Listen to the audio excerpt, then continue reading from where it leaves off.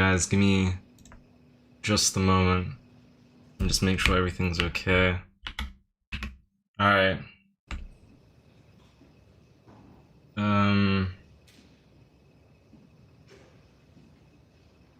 Should be live. Today we have Pietro and Tushar playing their games for the day. Today is round 8 of their tournament. They got one more round tomorrow. We should be live. We are live. Are we live?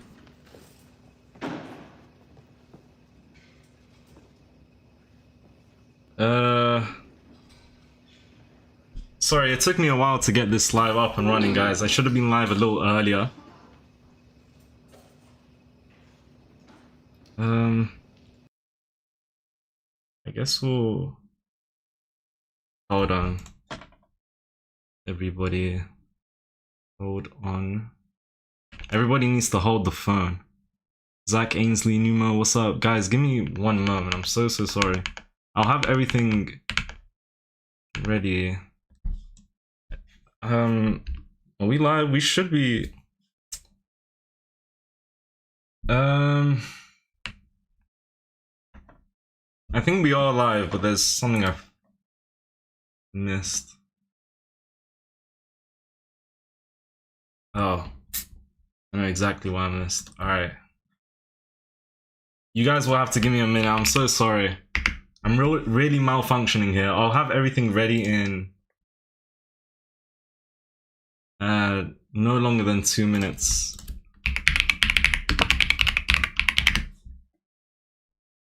I know there's some things missing on the screen, so do bear with me. Alright. Damn it. Damn me. Right. Okay, how do I do this? Okay. I just need to update the title and the thumbnail, which I did not do. Come on. Alright, perfect. I think we should be ready to go. Okay. Alright, we have Pietro and Tushar playing at the Maia Open, and they're currently on round 8. Okay, so this is their 8th game. Where's the attic? The attic's gone. Yeah, sorry about the cameras, guys. Give me a moment. So, if I just go here and here, check these out. Okay. So, I'm a little late, so you see some moves have already been played on the board. It looks like Tushar's game is still going on, and it looks like... Oh wait, hold on. Yeah, it looks like Pietro's game is finished. Which is crazy. Sorry. One moment. One moment. This is round... Damn, I'm switching too much. This is round 8, right? Yeah, that's insane. Pietro already won his game? His opponent must have left? Yeah, I think Pietro's game... I'm confused. Maybe the game's still going on. The timers have stopped and it did say he won earlier. Okay, sorry about that. Where are the screens? The cameras. As you guys can tell, I'm not a professional. Okay. Let me see. So yeah, we had Tushar play some Bon Cloud business earlier. Which he's been doing for this whole tournament. Which is very interesting. Yeah, I am showing the live board right now. It should be showing the live boards, so... Wait, why is Tushar's... Go to the settings and turn on the live board? Is that on inchess.com? Both played Bon Cloud? Yeah, two shot and his opponent played the bomb cloud. Oh no. That's wild stuff. Oh no. Let me just see some stuff. Yeah, my apologies everyone. I'm not a professional, unfortunately. I thought I'd be able to set everything up nicely, but I don't know if the boards are not updating. Yeah, the boards are not updating, which is really weird. Damn it. Yeah, how do I... No. Why is the board not live? You know, I had to... Damn it. Oh, we're just malfunctioning here. When I say we, I mean me. Refresh? Shall I refresh the board? Hopefully it'll help. Okay, now the clock's moving. Refresh this. Okay, good. This game looks like it's finished. That was a quick game. Now let me...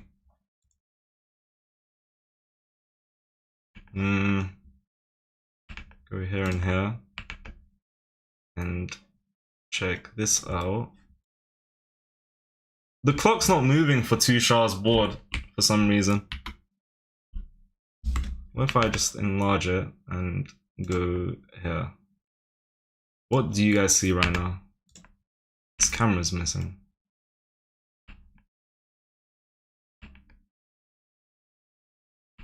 Okay, how about now? The time doesn't move.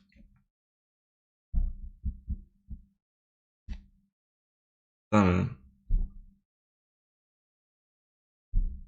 No, the title's correct, Raids, bro. My name's Shums21 on YouTube.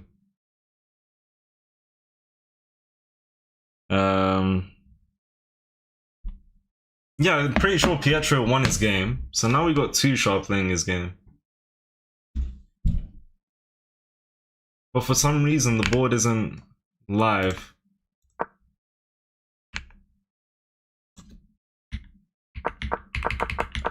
Pietro's game is still going on, but it's not updating on my end. It's really not. If I go here, it doesn't show up there. To go here.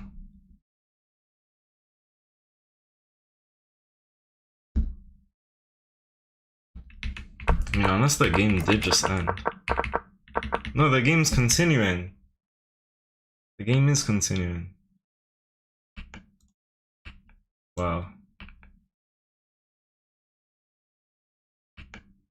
Sorry guys. Yeah, this is a mess on my part. Big mess.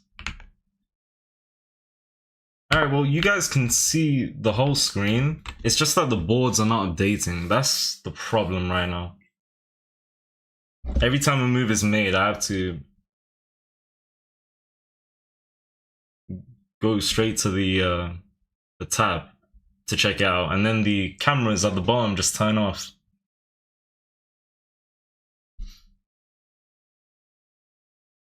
Okay, well no one's made a move so far, so...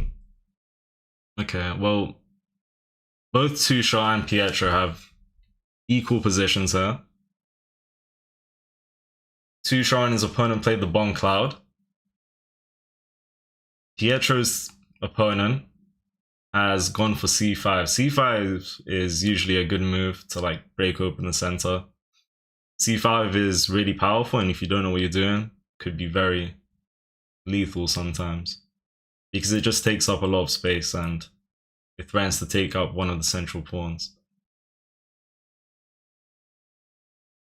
So far, Tushar has 5.5 out of 7 points. So he's played 7 games, he's won 5.5 points out of those 7. So he probably won 5 and drew one of them potentially. And we got Pietro with, I believe it says 3. Unless I'm blind. I do have glasses, so I really hope I see that correctly. And yeah, 3 out of 7. Okay. Yeah, everyone do like up the stream, please and thank you. Alright, we gotta show support to Pietra and the one and only Tusha. Yeah. This is the way. This is the way. Come on. The height difference between both opponents are insane. Yeah, Tusha and his opponent, right? He's versing a big guy. Is he a smart guy? That's what we are going to find out. Yeah, I've refreshed both the pages, but they haven't been. Some moves are being made, but it's not updating on my part. Okay, sorry guys, I'm gonna try something out, and it's gonna look very, very weird for a good minute or two.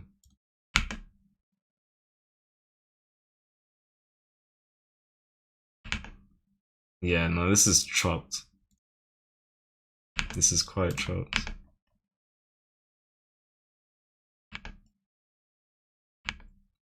Damn it, bro.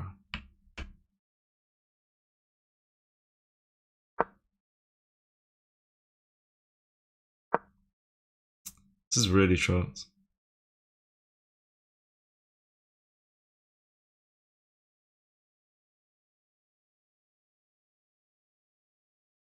Sorry guys. Oh my days. Okay, I'm just trying something out. Hopefully this works out. Might not. I had everything set up. Everything's just going left.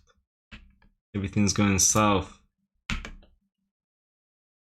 Okay, let me delete whatever the hell I just did.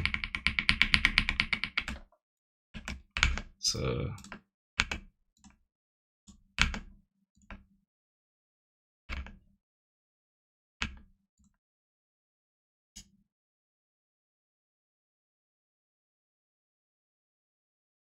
that's the wrong game. This is the wrong game.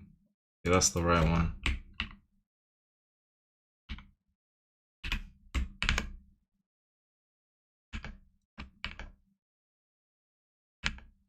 Yeah, the only issue I'm having is that the games are not updating for some odd reason.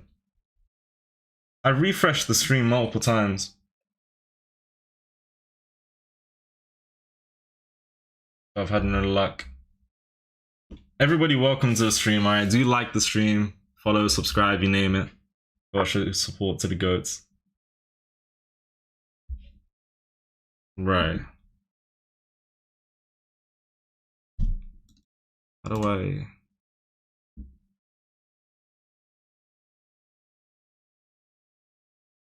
Okay.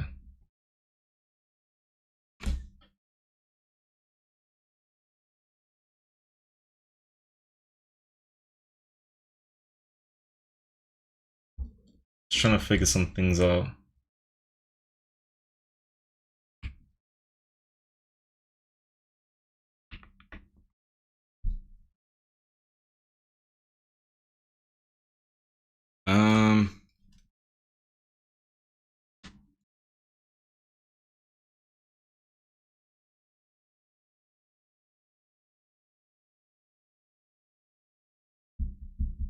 Bro, this is cooked. Oops.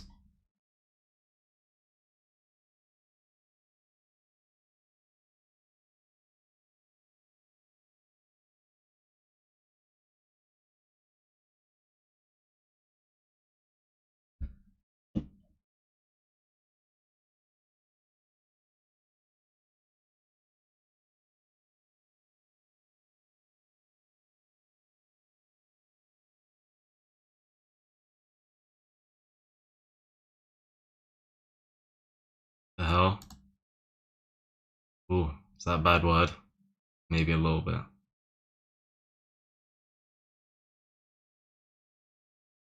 Alright, can everyone... Okay, everyone can see the screen. When I press this, the cameras are gone. Goodness me.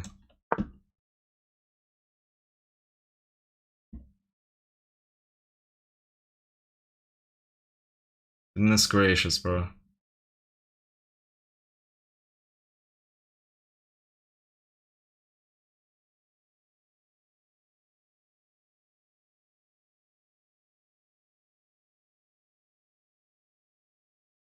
Okay, guys, you have to give me a couple of minutes. My apologies. I will be back in a second.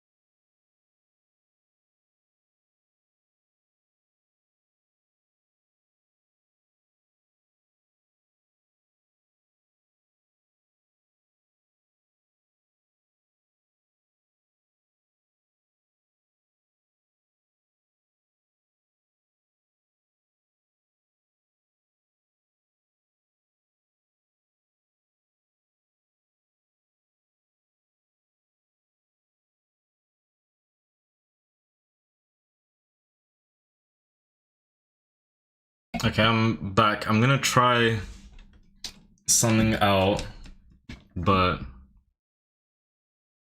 it's definitely not the best way to go about things. Alright, so let me just check. Are the clocks moving? Alright. I can't show the cameras of Tusha and Pietro both playing together while being able to show the boards. I can only do either or. I must have made a mistake on my end.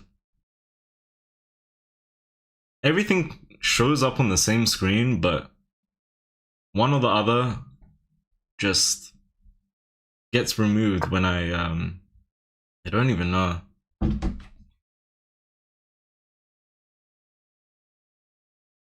Don't even know. It is quite dark. Oh, wait. Turning on my my RGB lights as if they're gonna do anything. As if. Okay.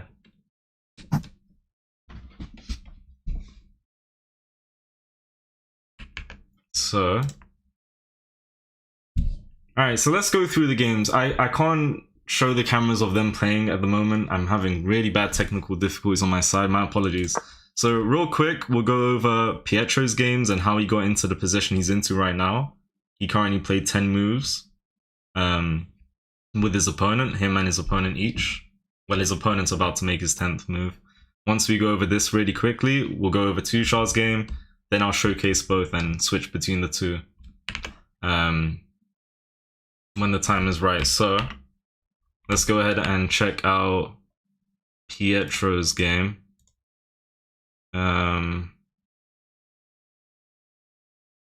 Just a moment. Just a moment. God damn it.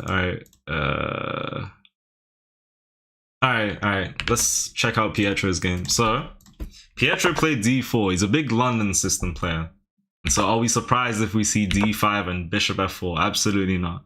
I actually played against Pietro before, a couple of times over the board and once online, and yeah, big d4 player. First game I played against him was online, and didn't want to give him the London system. I played the England gambit. Long story short, I lost that game.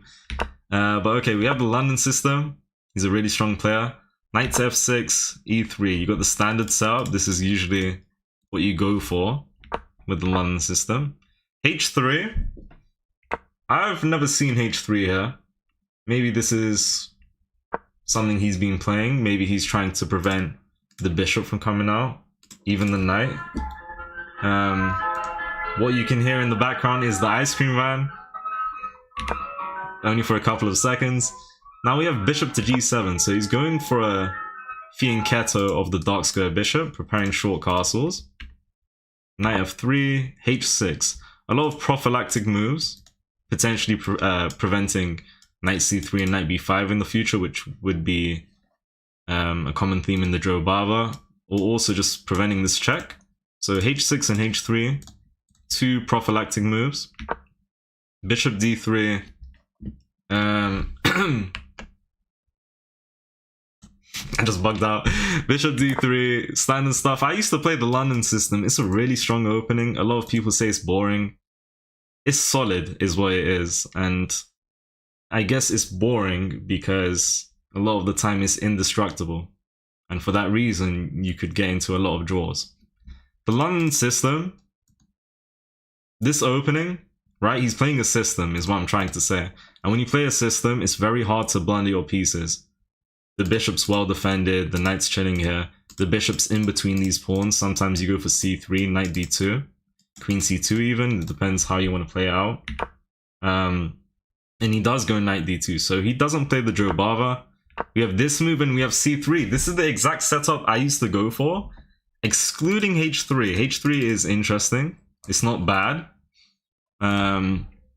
It's a good move to prevent the bishop from pinning the knight to the queen, preventing knight g4 if that's something they would want to play for whatever reason. And also just making space for the bishop. So if you get hit by knight h5, bishop comes back over here, so you can keep your dark square bishop and not get captured by the knight. c5, very good, very strong move when playing against the London system. Try and just, you know, undermine the center. Do you go for c4 if you get the chance? I think so. Or at least you could, and you take up even more space. I think white is okay to bring the bishop back at that point. I don't think you ever take here, you just help the knight develop. Anyhow, we have this, and we do have c4, and we have bishop c2. So h3 into h4. Is he going for an attack? As it stands, the game is dead equal.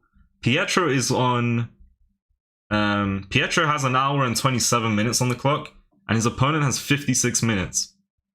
So his opponent's kind of struggling, for sure. And there is a rating difference. So his opponent's 1598, Andrea.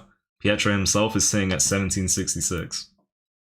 Now, for what a lot of you have also been waiting for, we have Tushar's game, which has been played with 78% accuracy against 77 by his opponent so far. This game is still ongoing. Both games are still ongoing, so there's plenty more moves to go. Now, if you guys just give me a second. I believe I need to... Oops.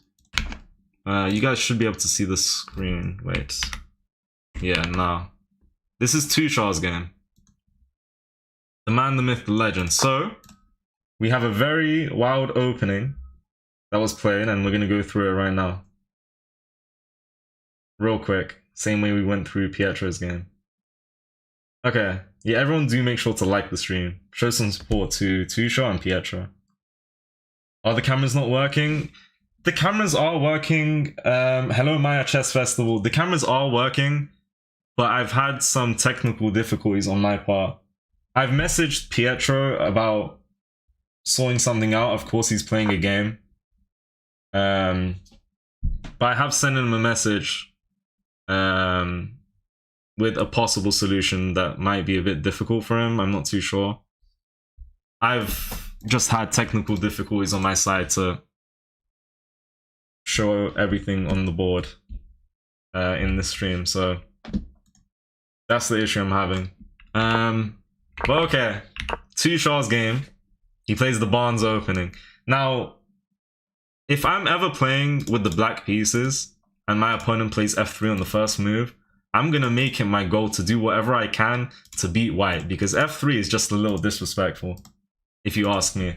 I don't know how many of you guys would agree, but if you get hit by f3, you know, like, if white's not careful, you can get mated really quickly. So f3 is a little disrespectful because you're just weakening the dark squares for no reason. Let me just restart this really quick. And so f3, e5, standard stuff, and we have king f2, the bomb cloud. Or actually, chess.com is calling this the wrong cloud. That's wild. We have e3, we have a6, c3. Okay, I don't know what to think about any of this. I mean, there's no theory involved, it's just pure vibes, and Tushaw is playing off of intuition. He's a strong player, he's almost 2000 after all. We have f6 by our opponent now, bishop d3, h5. So h5, big move, inviting bishop g6, which is very interesting. And yeah, the fish didn't like this move. It's saying that if you play this as white, you have a slight advantage of 0.5 now. And to get an advantage within 10 moves after playing king f2, that's impressive stuff for Tushaw. So he did go for the check, bishop g6, and now you can't castle. The king's castling rights has been removed, and the bishop comes right back. Why does the bishop come right back? Because if you play a random move, you get hit by this maybe, and it looks like the bishop's close to getting trapped? Possibly. Let's just go back here. So he brought the bishop back. Then we have knight e2 after bishop e6 by the opponent. Knight h6, knight d2, queen d7. Okay, knight f1, rerouting the knight, taking his time. Now we have h4 against g5. So if takes, rook takes, get your pieces into the game. Push could be interesting. They did go ahead and push. We have knight g3. Shouldn't take, inviting the bishop or the knight. You never make the mistake of taking. To take is a mistake in this case. Knight g3, knight f5, offering trades. So I did just say to take is a mistake, but there are certain positions where it's actually fine to take. It could be of good consideration to take out the knight and take out the bishop, and once the queen takes, there's less pieces for black to play with to go for an attack on the king. And I think to go for an attack is probably a good idea for black, since the king's just chilling on f2. So taking might be a good idea. He does take, and he plays knight g3 here. Maybe bishop takes, queen takes, and knight g3 to attack the queen would have been nice. This is completely fine as well, but to gain an advantage, the fish wants us to take. So yeah, hold on.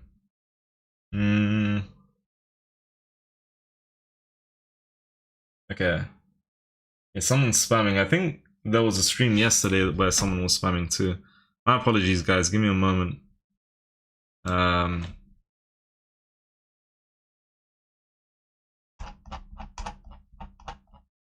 Yeah, someone's just spamming like a lot. Okay. I think I removed the spammer. My apologies about that, guy. My apologies, man. And so now let's go back to the game. Tushaw. And so we have knight g3 instead of taking the bishop. Bishop goes back. Bishop g6. What's the idea behind that? To take up more space? To prevent rook e8? Which would bring a piece into the game? I don't know. Or just attacking the pawn, quite frankly. You need to be careful that you don't get your bishop trapped. And so we have this move. And this pawn is hanging, although the fish is saying you should go for other ideas. And this is all that's happened in this game so far. So we're still waiting for Tushar to now make his move. Alright. So we're still waiting for Tushar to make his move. He has 78.6% accuracy, and his opponent has 76. Alright, so interesting game so far. Now if we just go all the way back to Pietro's game. Right? Yeah, my apologies that I couldn't get the cameras working. I had everything set up, but as soon as I pressed the go live button, malfunctions everywhere. Everywhere. Pietro has 1 hour and 25 minutes on his clock, and his opponent has 52. So we went through this game earlier, and so he had played h4, we had c4 and bishop c2, and I believe it was his opponent's move. Our opponent then went for a big move, b5, taking up space in the position. And so here we had knight e5 played by Pietro. Good move. If you take, bishop comes out. I don't think it's a good idea to take with the pawn because the center is slightly weaker and you're just doubling the pawns for no reason. Although knight takes knight and pawn takes, you could take towards the center, and this pawn on e5 is pretty decent. Controls some good squares, and it is defended for a few moments. Or actually, knight takes, pawn takes. You get hit by apparently knight g4, but yeah, you get hit by knight g4. And this pawn's very awkward to defend. So here apparently we have h5.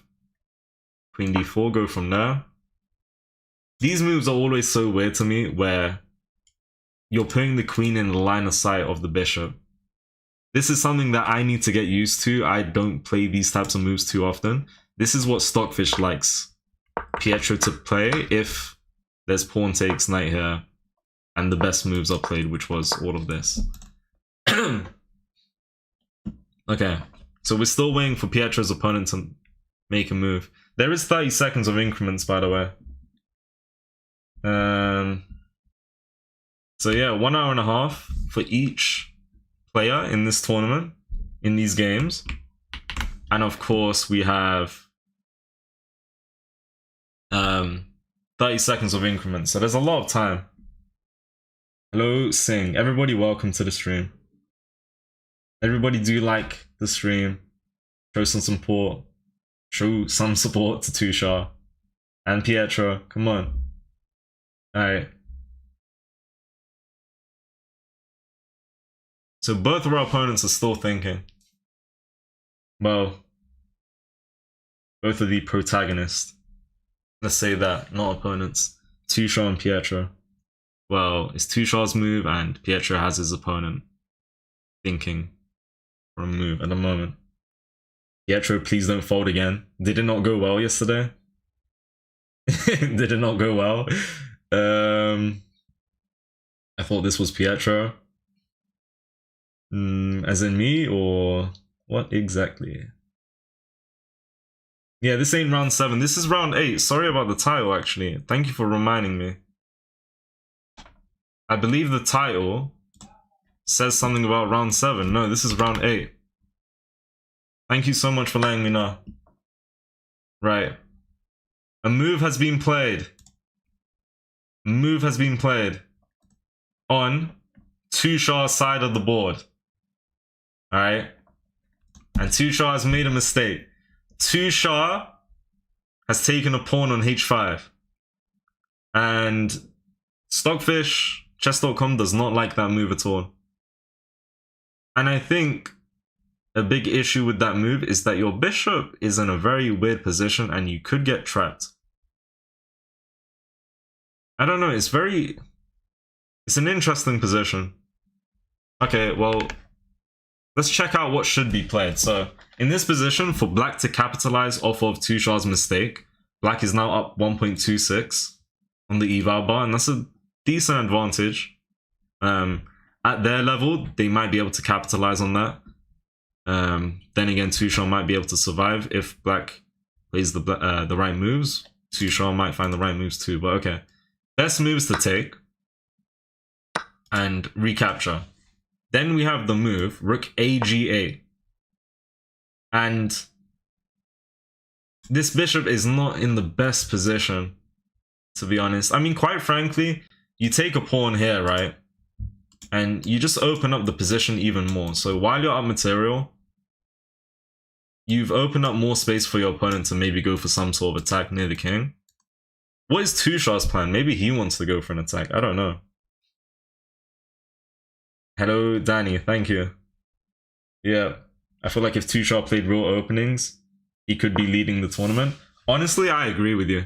Tushar's just playing for vibes. Tushar's just playing for vibes. You gotta respect it.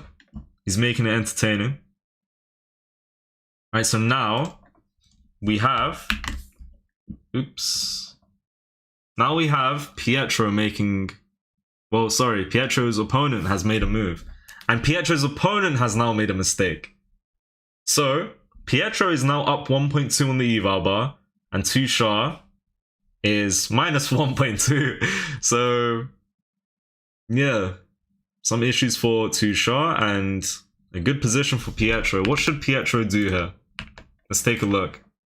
So, why is this a mistake? If you take the knight, queen takes, nothing's happening. You don't take here ever, because the knight is very happy to stay here. You know, you give them the option to take, that's fine. Could maybe go here if knight takes, knight hops back in. But the main move that Stockfish really likes, and to be honest, it makes a lot of sense. Kind of. The main move is h5. Now, h5 is a weird move. Now, first and foremost, if you take like this, you have won a pawn. Taking with the rook, knight takes, queen takes, we go down the exchange. It doesn't make too much sense. Nothing is clear cut. Although, to be honest, rook takes, knight takes, queen takes, you have this mate threat. But maybe they can play something like f5 and shut the bishop down. But okay, with this move, you remove one of the pawns in front of the king. These pawns are much better, closer to the king. You don't want to overextend. And yeah, there's no G pawn, so white could do a lot in this position if they take. If you take with a knight, I'm not too sure, but the fish agrees. Well, we've got the same sort of ideas. In this position, you can sack the knight. Sack the rook, sorry. And after takes, bring the queen. And yeah, it's the same thing. They play f5 to block the bishop. But I feel like this is pretty good. I mean, this is kind of like the same sort of position you can get out of sacking after takes. Right? Yeah, this move is still good. Like, you go for this rook sack if they take with a knight, the pawn regardless, just to open the position. And black doesn't have too many pieces close to his king. I mean, he's got the rook, the bishop, the knight, but that's about it. Well, after this, you only have the bishop and rook really close to the king to try and defend. And of course, you come with tempo threatening mate. So we have f5 in this position. If there was push and takes. And there's a lot you can do here. I mean, this pawn is just capturable. But okay, let's go back. Best move for black in this position would be queen b6. Interesting. Queen b6. So if knight takes, not much is happening. In this position, this is the best move. And white should be going for an attack, to be honest, is what would happen. You know? You aren't Pietro? You're right, I am not Pietro. Whereas Pietro, he's playing the tournament right now. This is the game between Pietro and his opponent. So okay, let's go back.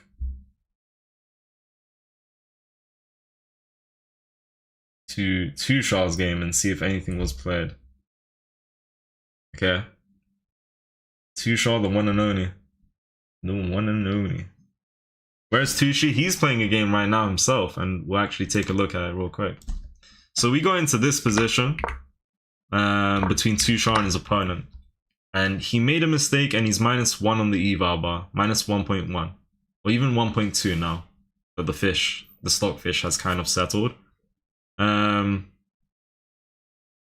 Yeah, stockfish prefers black's position. Tushaw captured a pawn on h5 5 minutes ago, and his opponent is still thinking about what to play. There's one move to gain an advantage in this position for black, and that is to take. I think all you need to know about takes is that you've opened up the G file, and I do think that's a pretty good idea for black to go for. I think there's good potential for an attack of some sort, or to just put pressure down the king side. Are you going to play blitz? Potentially later. Not right now. Not anytime soon. Okay. You're not showing the position on screen? Oh, you're right. Sorry about that. Oh my goodness. Yeah, I'm really bad at this. Really bad at this. My apologies. Thank you for telling me. I really hope I don't make that mistake again. So yeah, as I was saying, 5 minutes ago, Tushaw had played a move and his opponent is currently thinking about what to play here. Tushaw had captured a pawn on h5, which led him to give black an advantage of 1.2. An advantage of 1.2 this early on move 17 is pretty good. Players of his caliber, 1900 elo, his opponent's 1800. Black could play the right move here and capitalize on Tushaw's mistake, but Tushaw is a really strong player and he might be able to, you know, survive whatever black comes at him with. So we'll have to see. Once again, I spoke about this earlier. This bishop's in a very weird position. The last thing you want to happen as white would be to have your bishop trapped now. Yeah, so the best move is to take. You recapture with the pawn, and then you swing this guy over. So for black to keep the advantage of +1, you want to take, and however white recaptures, you want to swing the rook over. Then we have moves like f4, and then we have king d8, which I guess is just bringing the king to the center, and you go from there. Okay. Now we have Pietro making a move on the board. Pietro finds the best move. Was it the only move to keep an advantage? I think it might have been. Yeah, Pietro finds the main move to capitalize off of black's mistake, which was bishop b7, fianchettoing the bishop. Bishop's on a very good diagonal, but I mean, with this knight, this bishop lined up as well, this queen ready to come in at any point of time, and this rook on the h file, white's best idea by far is to go for an attack, and you want to keep up the pressure. So there's no time to waste. You don't want to go queen e2 and castle long, then go for an attack. Your king's completely fine here, and so time is of the essence. You need to go for an attack, and Pietro plays h5. Once again, if you take with the pawn, the knight, you have many ideas here, but one of those ideas is going to be to sacrifice the rook, purely just to bring the queen into the game with tempo to threaten mate on h7. And the best move here would be either knight f6 or f5. Knight f6 is interesting. What happens here? Queen h4 and you just keep up all the pressure. But the fish likes this to give up material, and it wants this in there. This is what could happen if black takes here. Do I think black's going to take here though? Absolutely not. Best move is queen b6, which is very interesting. What's the idea behind this? I'm not too sure, to be honest. Right. Okay. Tushaw's opponent has played a move. Tushaw's opponent has played a move. Now, we spoke about Tushar's opponent, to keep an advantage, having to take on f3, then swing the rook over.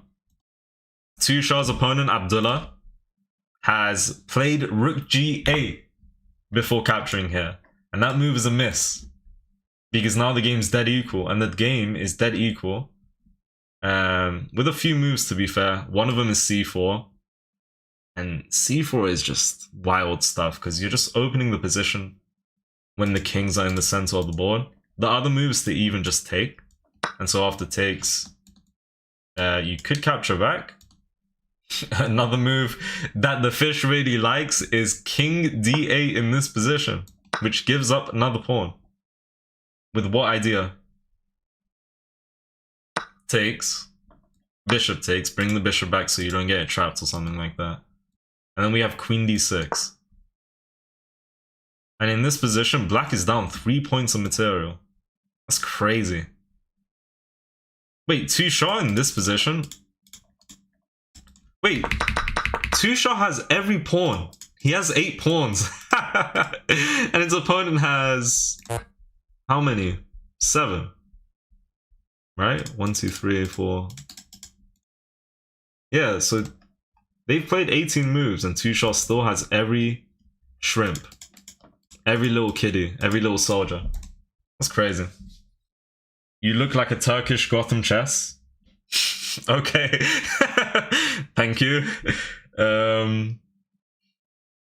Rose good in Danish Gambit. Who? Who? Not me. Okay. So interesting game so far. Honestly. Now, back to Pietro's game.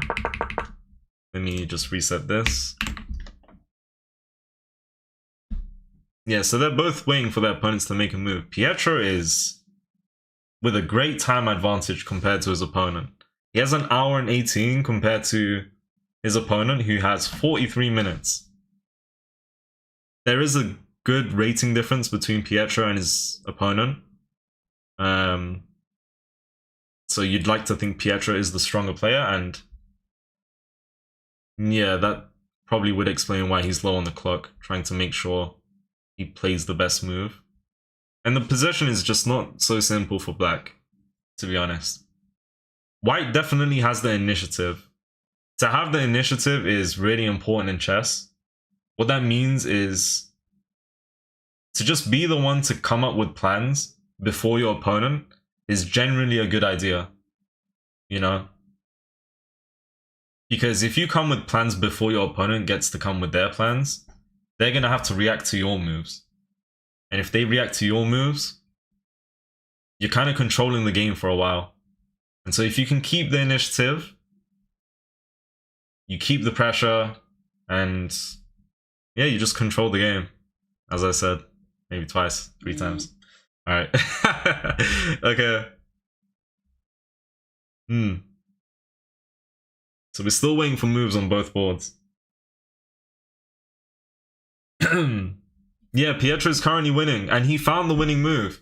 His opponent made the mistake of playing bishop b7, and the one move to gain an advantage, or at least the main move, was to play h5. h5 is a very good idea. And yeah, he went for it. And if you're new to chess, you wouldn't be playing h5, because it gives up a pawn. And when you're new to chess, you kind of want to keep hold of your pieces. But once again, in this position, you can sack the rook. Not even the best idea, by the way. Best move in this position is very counterintuitive. And that move is going to be knight f1. Potentially looking for knight g3 to even capture the pawn with the knight. Do you have the time to pull that off? I guess. This is what the fish is saying could happen. If black takes. Black shouldn't take though. Because if you take, you're minus 3.5 on the eval bar. And regardless if you knew how bad this move would be on the eval bar, you just don't want to give up the G pawn. You know, because if this file ever opens, a lot of trouble for black. And this H file is very valuable. So if you let white open up the H file even, white is crashing. Will he sack the rook? I don't think black will take, but if black takes with the pawn or the knight, he might go for it. If the knight takes, this move is very I think this move is easy for Pietro to find, but he might not have to go there. Sorry, he might not play this move. There's other moves he could play as well. Shout out to the people who followed, alright?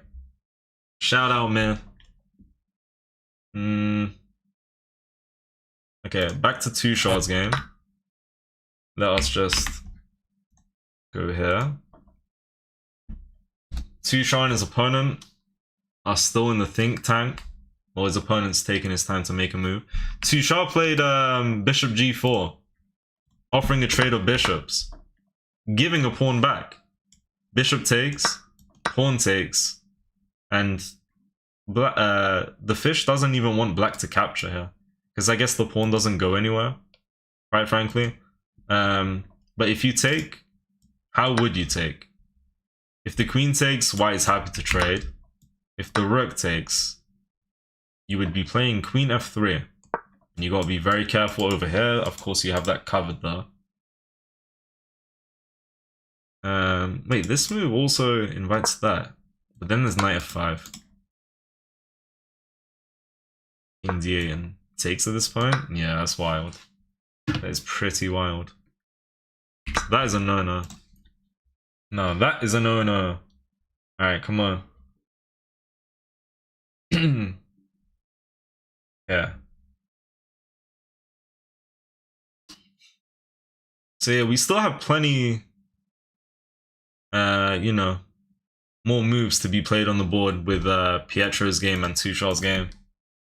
Because there's just so much time on the clock. I mean, the furthest one of them have gone was 18 moves. Tushard is on move 18. Pietro is on move what exactly? Pietro is on move 12. And his opponent has less than 40 minutes. That's actually crazy. Pietro's opponent is gonna get flagged, whether he likes it or not. Shams, Pietro will sack the soldier / pawn, sack the rookie and fry the chicken. Oh yeah, he's frying the chicken without question. He's going to fry the chicken. The fatty queen will munch the chicken. Alright, I mean, the fatty queen, she likes to eat. The chicken, you know, can't do much. Kind of just gotta sit and wait. See if you win the game.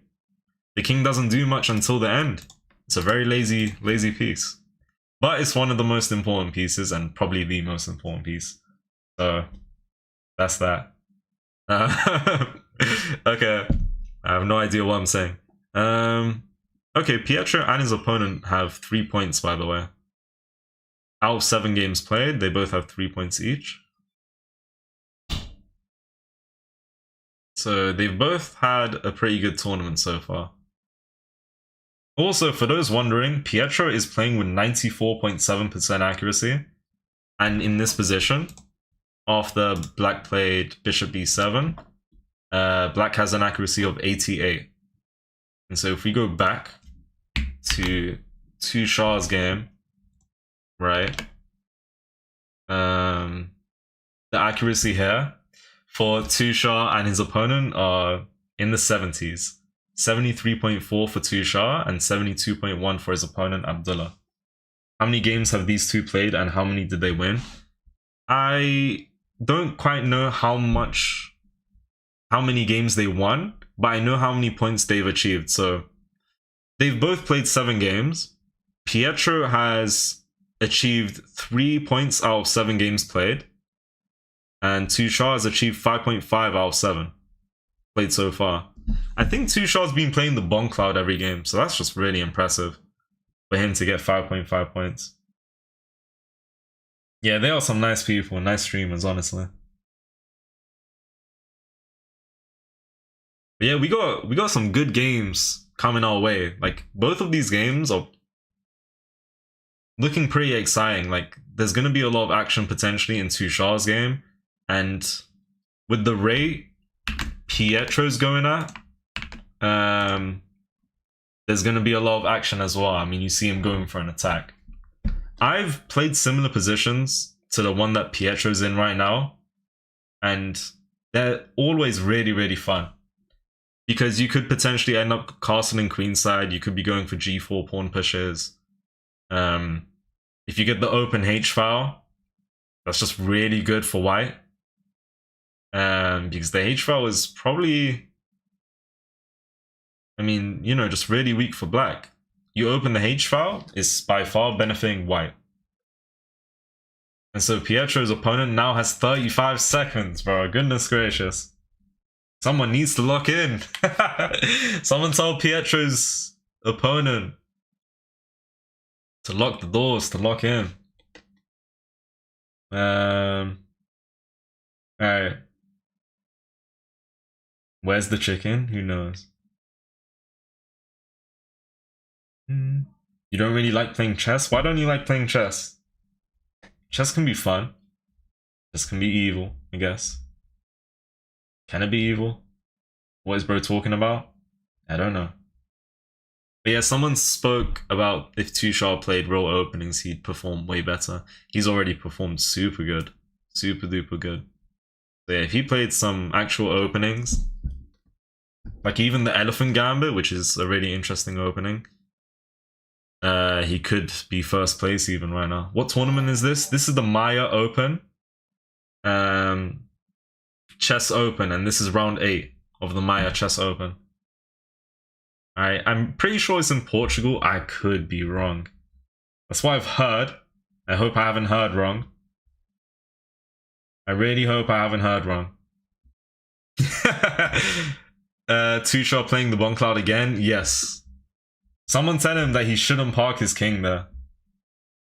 Someone needs to tell him he can't be parking his king on f2.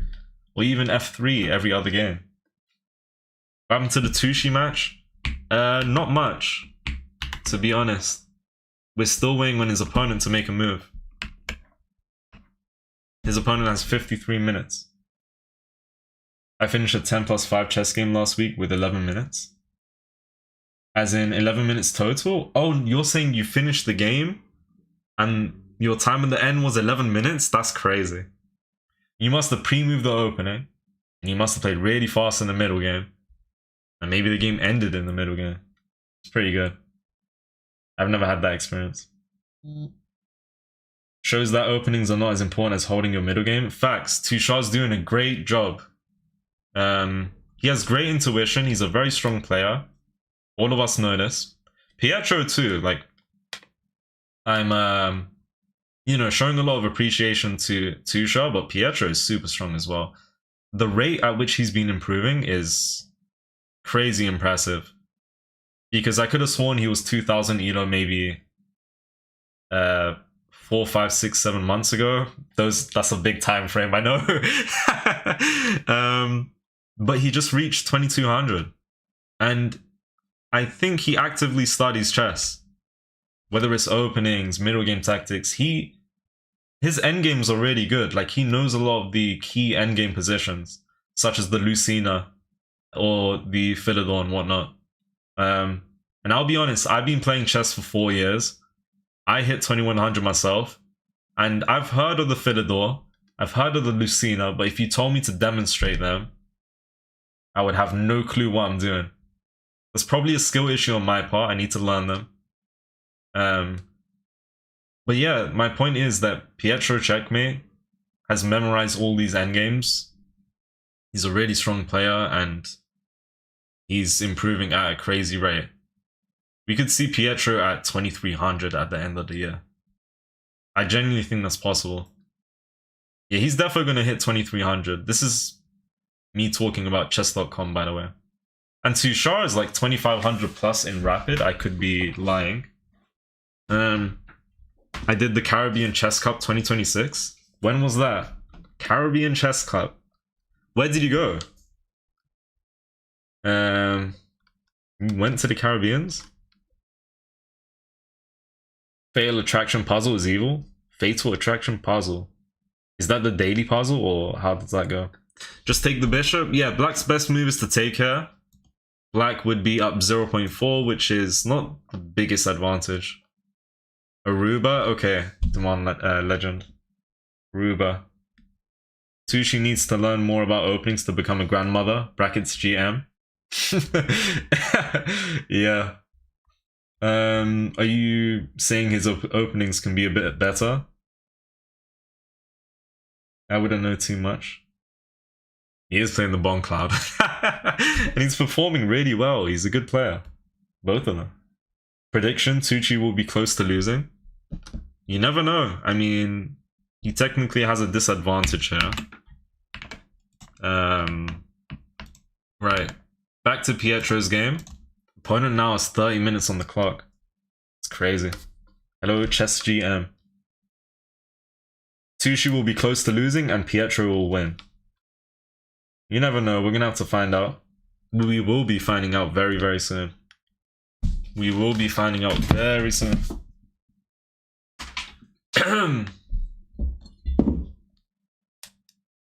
I think they're competing against each other, right? Kind of lightheartedly, I'm not sure. Trying to see who can get the most points, hence why they're, you know, playing alongside each other.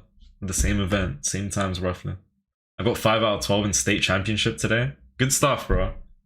As in, you played 12 games in the state championship. Did you finish today? Is that what you're saying? Congrats, bro. I don't personally have any experience over the board. Tournament-wise, I've played over the board a few times. It's a really fun experience, and it's nothing like playing online. So I wish to play in more tournaments myself sometime down the line. When exactly, I have no clue. I want to say I'm a little lazy, but I want to say I'm just not really looking to play over the board too much, honestly. I enjoy playing on chess.com, stuff like that. But yeah, for those who haven't played over the board, you gotta try it. And once you try it, you gotta play a tournament over the board as well. Really different experience playing chess over the board compared to playing online. So yeah, for those who haven't tried it, you have to. It's a good experience. Alright. Back to the legend. Tushar. Okay, so bishop takes, and we have f5. Tushar is up 0.6 with the move bishop h3. And you might have seen it for a second. He did play bishop h3. Okay, Tushar has a slight advantage of 0.5. This position is so confusing. If you had to tell me who was winning without looking at the eval bar, I'd honestly probably say black is winning. But the eval bar is swaying in white's favor. Like, it's not even equal. White has an advantage of 0.5. The reason I'd say I think black is winning, because I think this open file is valuable. This bishop's really good. This bishop's pretty decent. The bishop's on the same line, which is good for black. And the king is just chilling on f2. This is wild stuff, man. This is crazy. OTB is very fun. It really is. It really is. It is what it is. Alright, so whose chicken is getting fried? Tushar's chicken or his opponent's chicken, Abdullah? From Turkey. One of the chickens are gonna get fried. And we're here to find out. Okay. You will be shampoo. Okay. Don't call me shampoo. Shams likes playing the Joe Bava. Bro, I've never really played the Joe Bava. I used to play the London system. I see plenty of people playing the Joe Bava. Does Pietro play the Joe Bava? I think he plays the classical London system. If you guys know who Blunderman is, he plays the Joe Bava. The Joe Bava is a really fun opening. It typically has more tactics involved, more potential for tactics. When you play the Joe Bava compared to the classic London system. I could be wrong, but from what I've seen, that's why I've came up with that statement. He's great at holding the middle game, yes. Tushar is good. He's really good with that.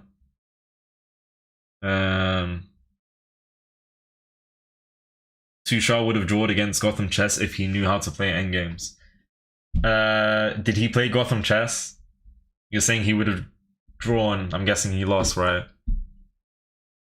How did that game go? Because I didn't watch that. Was that recent? I'd have to take a look. If the king had been a knight, we would have won. Tuchel 2023. Did he say that? Hello, people. Hello. Joe Barma? No, Joe Barva. Okay, King D8. The top move in the position. Alongside E4. King D8 and E4 are two equal moves in terms of strength.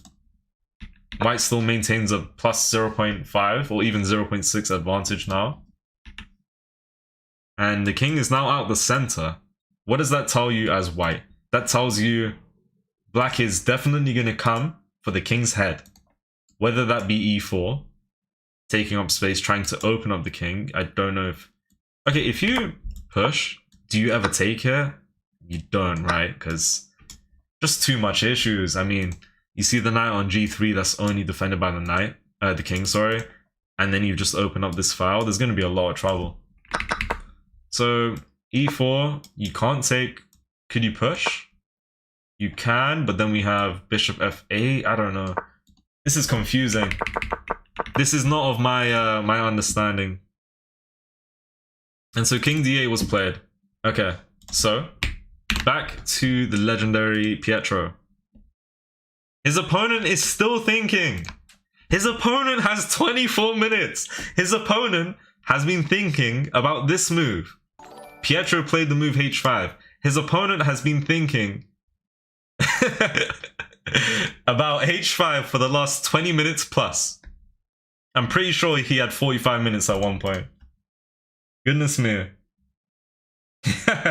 King D8, the reverse Tushi gambit. Yeah, bro just parked his king at the back and called it a day. Probably trying to go for an attack. Gotham is currently out of on Giga Dummy. Yeah, shout out Giga Dummy, bro. Oh yeah, I've seen Giga Dummy's profile picture. Tuchel's other chess.com account, I believe. I think I've seen it. It's Gotham Chess, and it's like an edited pic of Gotham Chess. Pietro will win easily. He has a very good position, and he's up on the clock by a landslide. If black pulls off some sort of comeback, and not in the sense that if black wins this game, but if they even draw this, that would be crazy. And the reason I say that is because there's just a huge time difference. Bro, Pietro is up on the clock by an hour. Almost an hour. At this rate that his opponent is going at, Andrea, they're going to be left with an hour difference on the clock. Andrea has to make a move ASAP. If they don't, Pietro's just got way too much time to, you know, figure out the best moves, and he's practically just stockfish at that point. Pietro will turn into stockfish if Andrea takes more time. Okay, the more time you allow Pietro, the more time he's going to play the best move. I mean, that just goes without saying, though. Shams loves to play the England Gambit. Yeah, I do play the England Gambit, but for those watching, do not play the England Gambit. It sucks. It's horrible. I'm sorry to anyone in the chat who does play the England Gambit. It's really bad. Don't play it. Don't play it. Do not play it. Imagine black running out of time on this move. They could. That would be pretty sad, I'll be honest. And very unfortunate for black. But fortunate for Pietro, I guess. To be honest, I think Pietro would like to play this game out. So if his opponent did flag, that would be unfortunate for both. But at the end of the day, Pietro would win points. So ignore what I'm saying. Okay, let me see. Right. Yeah. Okay, let's not start singing. Let me not sing. Sometimes I sing, and sometimes I just start flying. Red Bull gives you wings. That type of thing. I have no idea what I'm saying, do I? Right.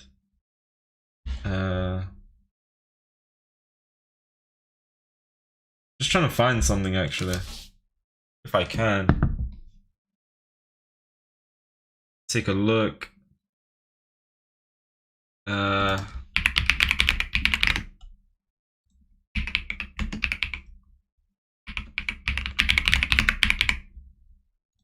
Right. I see you on Facebook, G. Thank you. I appreciate that. Ronan, what's up? Sorry, I've been a bit late to some messages. Thanks for the follows, everybody.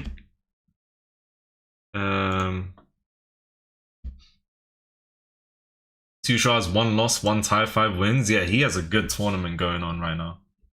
That rook sacrifice is thematic. It is very unfortunate that I don't know what that word means. Thank you, I am Meta. I'm guaranteeing I'm late to see your message. Yo, Blunderman, how you doing? Did you raid? I have no idea right now. I have no clue, I'll be honest. How you doing, bro? I saw you were live. Hope your stream went well. Oh, thanks for the raid. Oznerd, what's up? He's not allowed to express himself anymore. Okay, wait, is the screen showing? Yeah, it is. Right, one moment, guys. So, let us go back here. Pietro's opponent is still thinking about a move. Let us go back to Tushar. Right.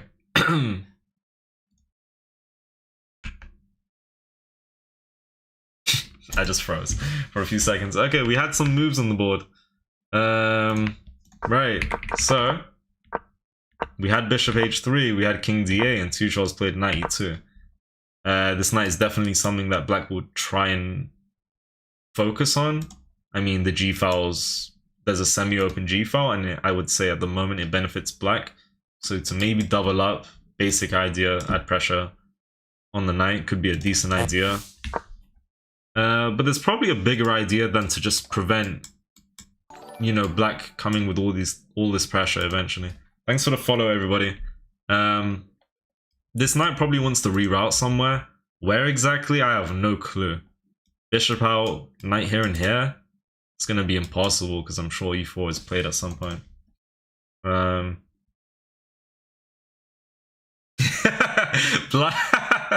Blunderman, that's the funniest thing I've ever read. Shut the hell up. Yo, Carell, thank you so much for the Prime sub, man. I appreciate that. Thank you so much. If you ever want to play a game, let me know. Obviously not now, but sometime soon. Alright. So, back to Pietro's game. And his opponent is still thinking about what move to play. Maybe Pietro's opponent is in the toilet. Maybe they've been in the toilet for over 40 minutes or so. At this point, you never know. Is that likely? Probably not. Tushar is cooked. Tushar is doing a decent job. His game is definitely on the more complex side. If you would like to compare these two games, Pietro's to Tushar's, or even without comparing, I do think Tushar's game is a little complex. It's one of those games where it's just pure intuition, because him and his opponent practically both played the Bon Cloud. Or to be specific, Tushar played the wrong cloud. That's what chess.com said that he played. No worries, Kara. At the end of the day, it would be all for fun. So if you do change your mind, let me know, and I understand where you're coming from, and I appreciate the sub once again. Calcium, what's up? Please go to the other board. Alright, we can check out the other board. We can check it out. So, back to Tushar's board. Still no moves played on the board since Tushar has brought the knight back to E2. We have plenty of more time to go in both Tushar's tournament and Pietro's. Pietro's tournament, sorry, his game, might end soon if his opponent isn't quick enough.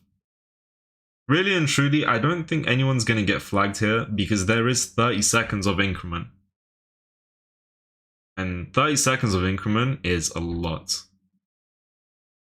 So for those who are just tuning in now or just recently, the time control for this tournament is 1 hour and 30 for each opponent with 30 seconds of increment. Meaning every move you make, you get plus 30 seconds, which is pretty good. Show the camera. I couldn't get the camera working. I'm so sorry. I would have loved to, and I tried to do that, but I had plenty of difficulties. Long story short, I guess I'm moving like an unk and I didn't know how to set things up properly. I thought I did. Thanks for the follows, everybody. Everybody like, follow, subscribe to Pietro and Tushar. Yeah, fools will resign. Wise players might make a draw, but only a true genius can win the game. I don't know if that's how it goes. Someone gave move suggestions. E4. Interesting. Smell bad. Thank you so much for the prime sub. If you too want to play a game, do let me know. Thank you so much for the sub. Also, I don't know if you're still here, Blunderman. Hopefully you're having a great time, bro.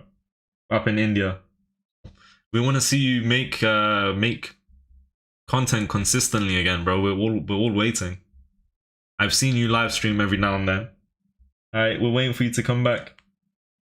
Alright, say no more, smell bad. Thank you, I do appreciate that. Right. Yeah, only Pietro's opponents will get flagged. Okay. Yeah, I'm sure a lot of you have been watching these streams for the past few days. This one by far, I know, this stream hosted by me, or at least this stream where I'm commentating, I know it's probably the least professional one because everyone's been able to set things up nicely as far as I can tell, and I just couldn't get the cameras working. Unfortunately. And I'd say the cameras are really important. Because, you know, if there wasn't any names next to these boards, you wouldn't know off the bat what's really going on. Tushar's still waiting for his opponent to make a move. We have Pietro still waiting for his opponent to make a move as well. How many rounds are there? There are 9 rounds in total. Today is round 8 for everyone. For Pietro, Tushar, their opponents. Today is round 8, tomorrow's round 9, and yeah, the finale is tomorrow. So it's going to be interesting. See what happens. Smart people might sack the rookie, but only a true genius will fry the chicken. Fair enough. Okay. Yeah, so 9 rounds in total. This is round 8. How it's looking is that Pietro is going to end up winning this game. Tushar and his opponent could go either way, if we're being honest, or at least in my opinion.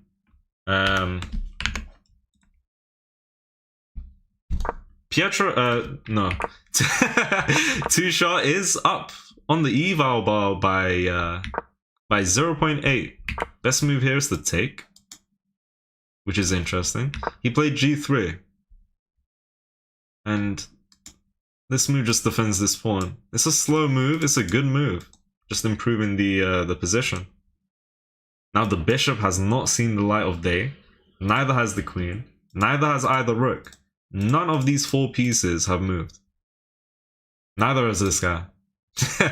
Yeah, Tushar has an advantage without having moved any of these 4 pieces. That's actually insane to me.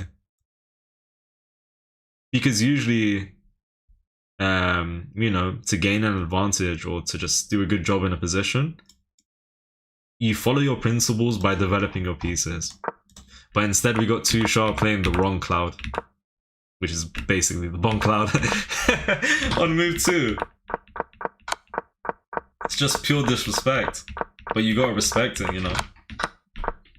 Tushar is making it work. Yeah, so this is all that was played. And so let's go back, check out Pietro's game.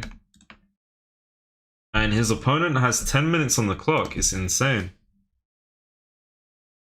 Why don't we see them on the board? Because I couldn't set that up. My apologies once again. What's the prize for the first, second, and third place? That I do not know. I would like to think there is a prize for sure. This is a tournament where there's lots of masters playing. Pietro's opponent has officially played a move on the board. And it wasn't a good one, unfortunately, according to the fish. I don't think it's too bad, but let's think about this move. At first glance, at least for me, I'm thinking this move is okay. Now, what does this move do? Maybe black is looking to take, have the bishop recapture, bishop takes, and have the pawn recapture and double the pawns. You could take here with the knight, pawn takes. This pawn on e4 is defended by the bishop. And so black's just looking to trade off pieces. Typically, when you're under attack, you do try and trade off pieces. Because obviously, the less pieces on the board, the less pressure that is going to come your way. So, I like the idea by black, but why is this a bad move? Because there's still so much pressure towards the king. White's not even going to take a look at this knight. The best move in this position, and they make a lot of sense. The first one is to take, invite this. And then ultimately, what you want to go for is either play queen g4 or take on h6. Now, let's just get the right color back. Okay, so the best move here, of course, I just explained you can take, have them recapture, bring the queen, or capture on g6. If you don't want to take the knight, you can go straight for queen g4. If you don't want to play queen g4, you can go straight for takes on g6, sorry. Open up the h file. And so we have f takes. H takes might not make the most sense because there's going to be queen g4 and you're going to be looking for either queen h4, queen h3 to threaten mate on h7. And this just isn't a good idea because you bring the queen and you try and exploit the open h file. And as I mentioned earlier, the h file is definitely better for white. But okay. Let's see f takes. Then there's queen g4, trying to play this move out maybe. Trying to put this move on the board. And you play queen g4 in this position, inviting this. Which is wild. Okay, so if, for example, we have takes, f takes is correct, and queen g4, and black decides to trade, removing white's kingside castling rights, or just castling rights, doesn't have to be kingside. First and foremost, if you remove the castling rights, white is completely fine. Like, white is so safe. But if they take, if black makes a random move, there's going to be queen e6, rook f7. Wow, that's crazy. This, and this. And you can't take because you're checkmated. And so let's check what happens if you go here. It's just knight g6. So, yeah, a lot of trouble, potentially. If I was Pietro, you're going to want to take your time, figure out what's the best move to play in this position. I do think this is a really good idea. I think naturally that's the first idea you think of. Queen g4 could be decent. If you want to take and play this move, could be okay as well. Alex King, what's up? Alright, let's go back to Tushar, right? Also, yeah, Pietro's up by 2.4 on the eval bar. It's updated. You play with my friend? Not right now, sorry. Alright, so Tushar and his opponent. So we had g3 and now we have queen g7. A mistake. Queen g7 with what idea? To add pressure here. If the knight moves, you come in. You are blocking in the bishop. Not that the bishop... To be honest, hold on. He played bishop f8 earlier. That was interesting. I don't... He played bishop f8 to go king g7 without blocking the bishop. That's interesting. Okay. With this move, there's a few ideas that are really good for white. And the moral of the story is that white wants to go for a pawn break right now. And so the top 3 moves in this position for Tushar is c4. Okay, well the best move here is to take here. Knight takes and you play a move like e4 and just open up the center. The second best move is to go for c4. And if they take, that's a fork, right? Yeah, that's just a fork. And the third is to play e4. And it's the same idea as if you take here, there's a fork. And you just want to open up the center. I mean, you got the queen and the king on the same line. And the queen has moved out of the way of this foul. So if you play something like c4 or even e4 and they end up taking, this is just devastating. You just open the whole position up. Okay, Tushar has 58 minutes. His opponent has 34. Tushar is with the 1.7 advantage / 1.6. If we go back to Pietro, he's still thinking about his move here. Alright. So, let us see what's going to happen. What is going to happen? Okay, I probably shouldn't sing. Do you guys want to hear me sing? Probably not. I don't answer that actually. I used to be a singer back in the day. Now, I can't sing as well as I used to, but I can still sing pretty decently. Again, just not as well as I used to be able to. If I start singing, everyone's gonna like get up, stand up, and start clapping. And for that reason, I don't want everyone to, you know, stand up and applaud for me. So, yeah, we'll just stay watching the game, see what's gonna happen.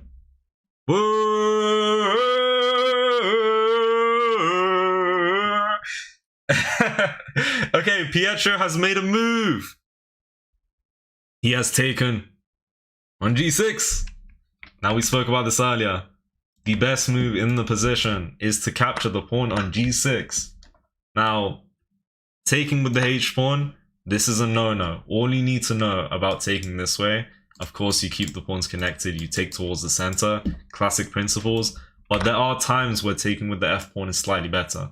And now is that time. If you take here, it's just as simple as knowing how dangerous this h-file is. You're going to get hit by queen g4, looking for either this or this to go for a mate threat on h7. You know? And yeah, this move, you open the h-file and you just keep the pressure. You open the king up, or at least you try to. It's going to be interesting to see what they play in response to Pietro's move. His opponent has less than 10 minutes. That's crazy. His opponent has less than, quick maths, 600 seconds? 10 minutes. How many seconds in 5 minutes? 300? Quick maths. Yeah, that's correct. I'm a genius. That was basic math. Okay. Less than 600 seconds for his opponent to make a decision. There's also an extra 30 minutes when they get to move 40. That's crazy. Oh, okay. So if they get to move 40 in any one of these games, either Tushar or Pietro, or even anyone's game in this tournament, if they reach move 40, there is plus 30 minutes added to their clock. Now, this game between Pietro and his opponent Andrea, they are on move 13. Are they going to get to move 40? Oh, he took back. He took back with the F-pawn. It's getting spicy. It's getting super duper spicy. Alright. So, once again, best move, Queen G4. Looking for this. And I mean, if you let Queen G4, I mean, we spoke about this. If you play something random, it's this check. Whether you block with the rook, it does not matter. The fact of the matter is once you play this move, there's a mate here with the knight. And this is practically a smothered mate. Because of course this pawn is pinned. So yeah, it's getting really spicy. Did Tushar win? No, his game is still going on. His game is still going on. If we just go back to it. Tushar is still thinking about his move. His opponent 5-10 minutes ago, just over 5 minutes ago, played the move Queen G7. Tushar has an advantage of 1.7. And that's a good advantage. Can we trust Tushar to find the right move? I want to say yes, we can. I think we can. Alright. Vladimir K. Shush. Shush. My Elo's 200 impressive or what? I started 30 days ago. I need help. Seriously though? Yeah, keep going, of course. Keep going, man. At the end of the day, you know, don't do nothing in terms of comparing yourself to any others. That's good progress. Just keep it up. You know, what you're doing, keep doing it. Follow your principles. As a beginner, you have to follow your principles. There are times in chess where you can abandon your principles. And we've been seeing that in this game, to be fair. With them both playing the bomb cloud. You know, similar stuff to that. But as a beginner, when you start playing chess, I think for the most part, it's best to follow your principles. I think that's a good idea. Right. I don't know if... Okay, let me just say this. You know what they said about Hans Niemann versus Magnus Carlsen? Pietro might be doing something similar to Hans Niemann when he played Magnus Carlsen. Supposedly, allegedly. I don't... about that game between Magnus and Hans Niemann, I don't think he cheated. I didn't see the full game. But there's been documentaries, there's been supposed proof that's came out to say he wasn't cheating. But even from the get-go, I did not believe it personally. I don't know about you guys. Do you think he cheated against Magnus? I personally definitely don't believe it now. And at the start, okay, maybe I was a little skeptical, but I think at the start I didn't believe it either, for the most part. Thank you for streaming, Shamsi. No problem. Yeah, some good games going now. Let us go back to Tushar and see if a move was played. Pietro's checkmate has 8 minutes on the board. Tushar played a move. Now, we spoke about what the top move would have been in this position. It is either to go for c4, takes on e5, or e4. Ultimately, you want to open the position up and take advantage of the king being in the center. It's crazy. Tushar's king is on f2. He played the bomb cloud. And his king is so unbelievably safe. This pawn is protected. You cannot come in because of the knight. You play this, we might be pushing. Or even just taking the bishop first, I don't know. Now Tushar has the chance to go for an attack. And you want to go for either a pawn break of c4 or e4. Or even takes to then play c4 or e4. But he played the move b4. Which is still pretty strong. He's +1 on the eval bar. What does this move do? It just takes up space. What's the idea behind it? I'll be honest, I don't fully know. Are you going a5, b5? Because that is going to take some time. And of course, if it takes, you can get the rook into the game. Ideas like that and just infiltrate. Are you looking for b5 right now to double his pawns and maybe bring the queen over? Are you going to be playing queen a4? Push the pawn. If it takes, bring the queen? I don't know. How does this work? So king c8. And one of the moves that white could go for at this point, c4 and e4 are not as strong, with the king out the center. We talked about c4 here, and d4 can be played, but none of this is as strong as it would have been if the king was in the center. But if the king plays the best move, or sorry, if black plays the best move after Tushar playing b4, which is this is a good move white can go for. So maybe Tushar is going for an a4, b5 pawn push. You have stuff like e4, takes, go from there. Interesting game.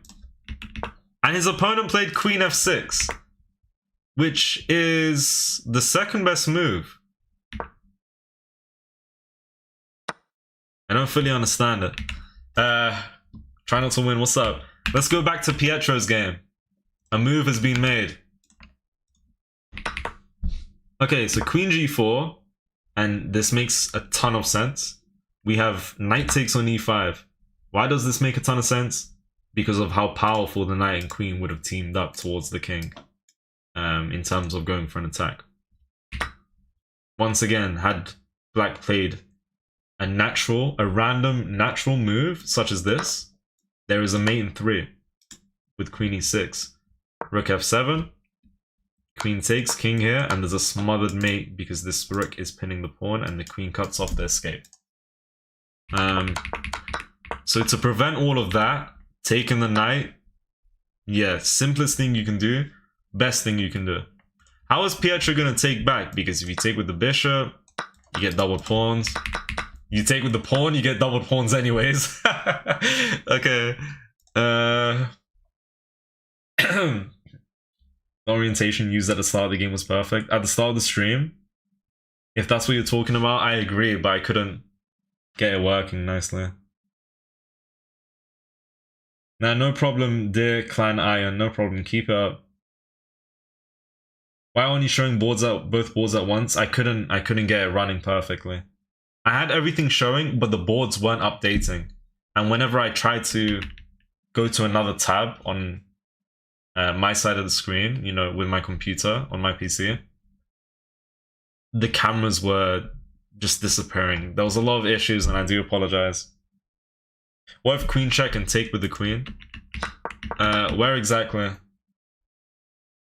In this position. 200 is nice because you have many things to grow up here. 100%. How's the commentary going? How many games left? We're going through 2 games. One played by Pietro and his opponent, and another played by Tusha and his opponent. And both games are still going on. Pietro has 1 hour and 8 minutes in his game against his opponent, with 6 minutes on the game. In this game. And of course, we have... Oh, okay, Pietro takes on e5 with the pawn. Typically, if you take here, trading pieces is probably not the best idea for white, because you want to keep up the pressure, and for white, you keep up the pressure by keeping your pieces on the board. So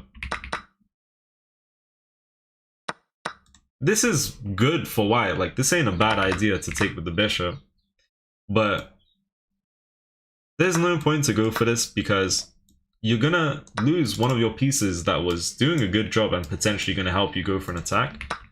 And you just get double pawns anyways, because they'll probably take. So you might as well just double your pawns yourself, and you get to keep this bishop. And this pawn, not to mention this pawn, if this pawn is on e6, for example, that's just a very strong pawn, just holding off some good squares. You know, these two right there. Are you gonna play later on as usual, Shams? Probably, but I'll probably go eat first. I'll be live myself later on. Back to Tusha's game. And we have a few moves on the board, so... Queen f6 was played, and we had the move bishop g2. Bringing the bishop back, for what reason exactly, I am not too sure. I really don't know. I don't know. How long have you been playing? I haven't been playing myself. Oh, you're asking how long have I been playing in general? 4 years. Yeah, interesting position. Yeah, I've been playing for 4 years myself. Quite a while.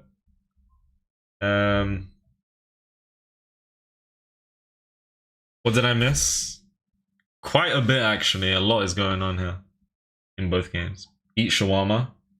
It's the most random message ever. Calcium? Shush. Dan the man, what's good? Black has a brilliant queen sacrifice. When exactly?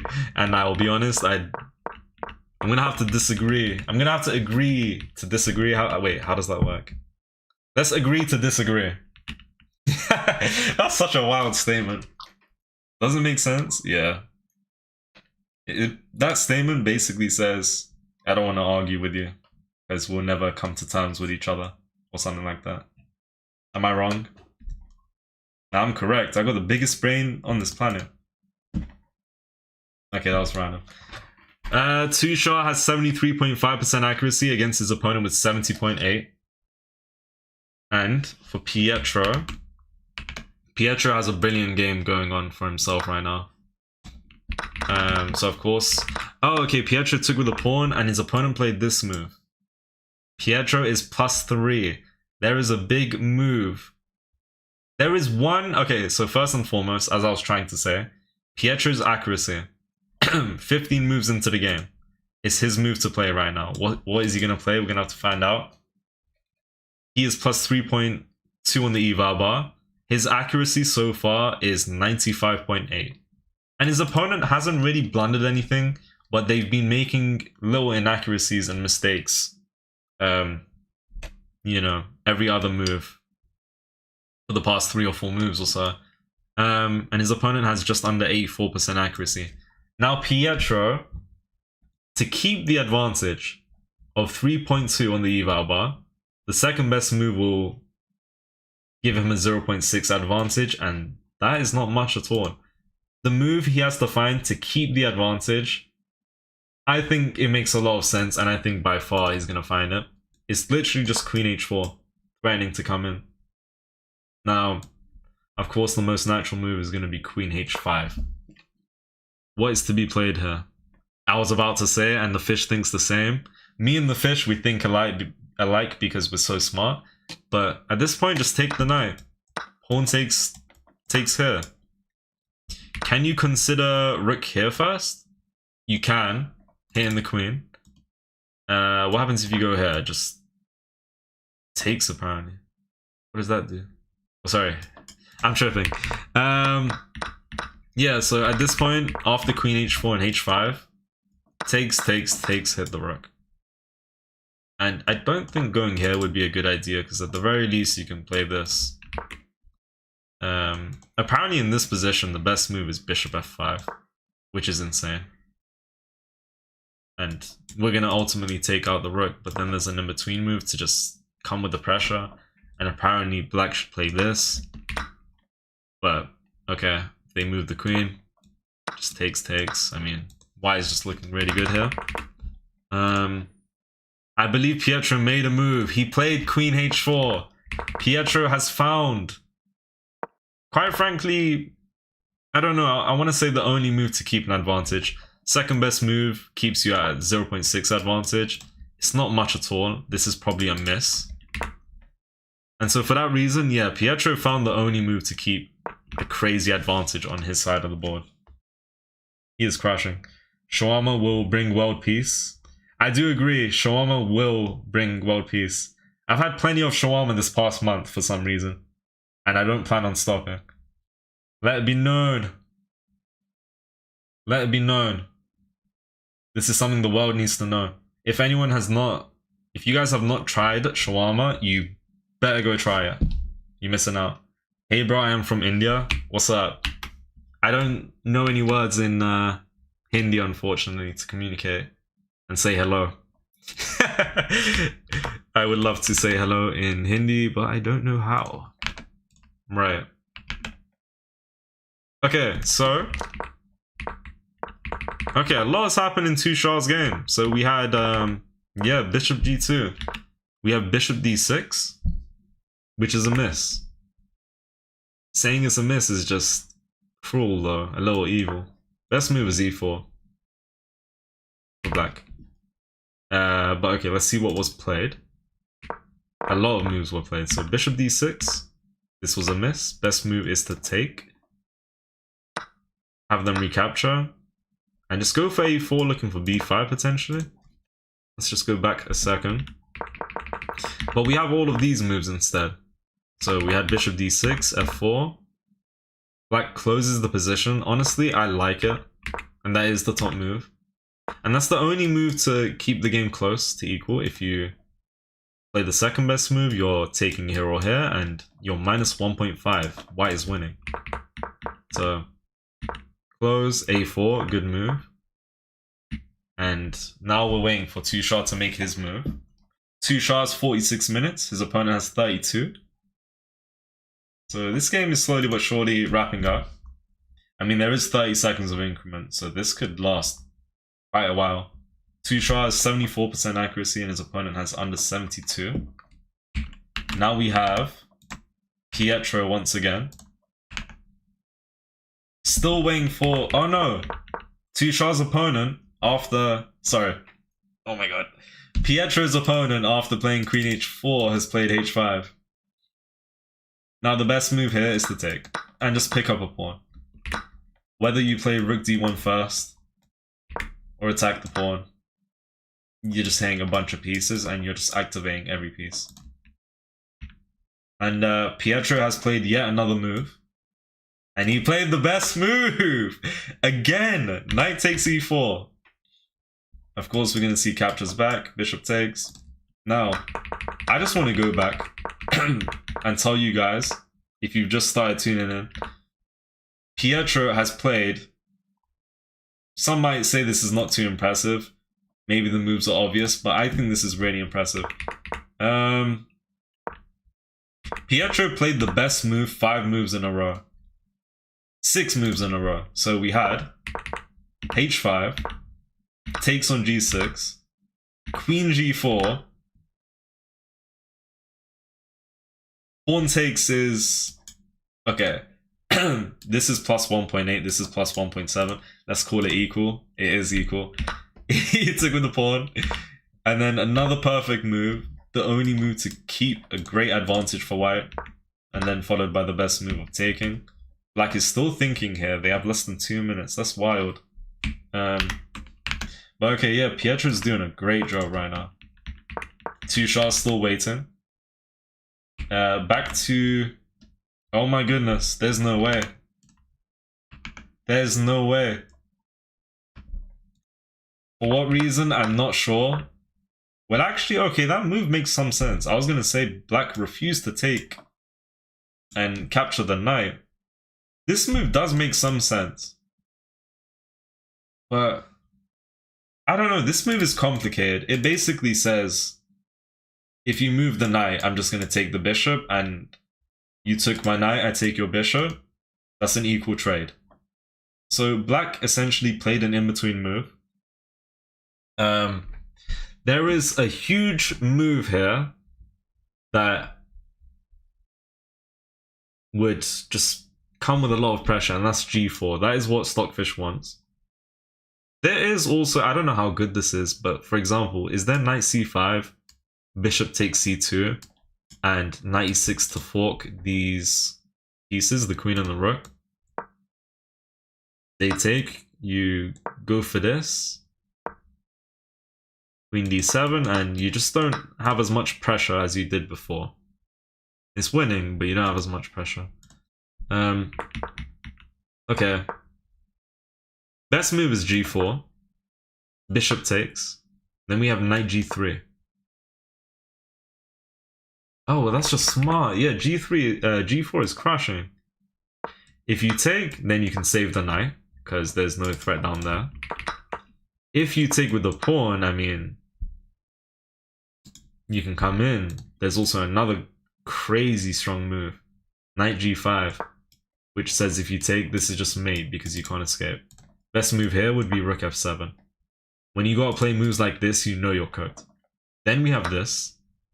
Then we have rook takes. If you take with a pawn, there's a mate coming your way with queen h5, double attack.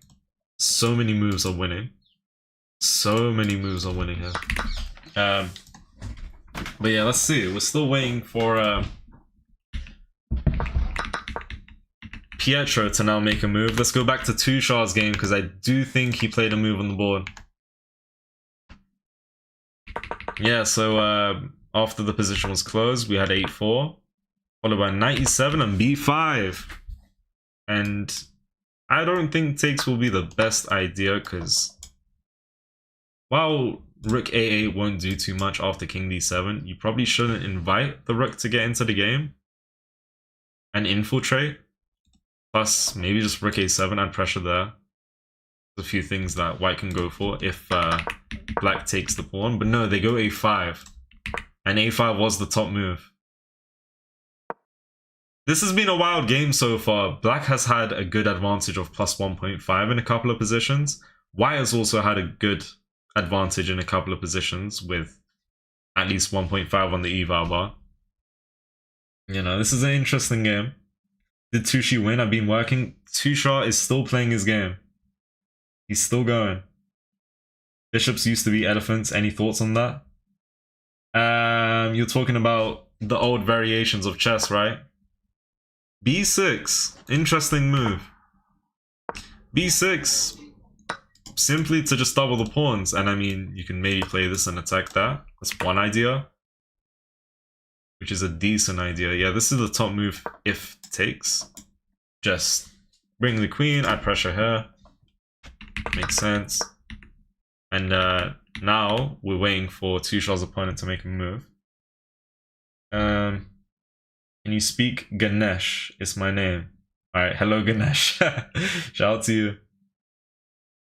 You basically lose all advantage if you try to maintain the pawn structure. Was that with Pietro's game? Yeah, everybody do like the stream. Bro got the bots ready to announce everything. It's pretty cool. Yeah, sorry if I can't read all the messages, by the way, guys. There's a lot of chats that I'm currently going through. Okay? So do forgive me. Or don't forgive me. Your loss. Your loss? I don't think it's that serious. Let me just go here. Right.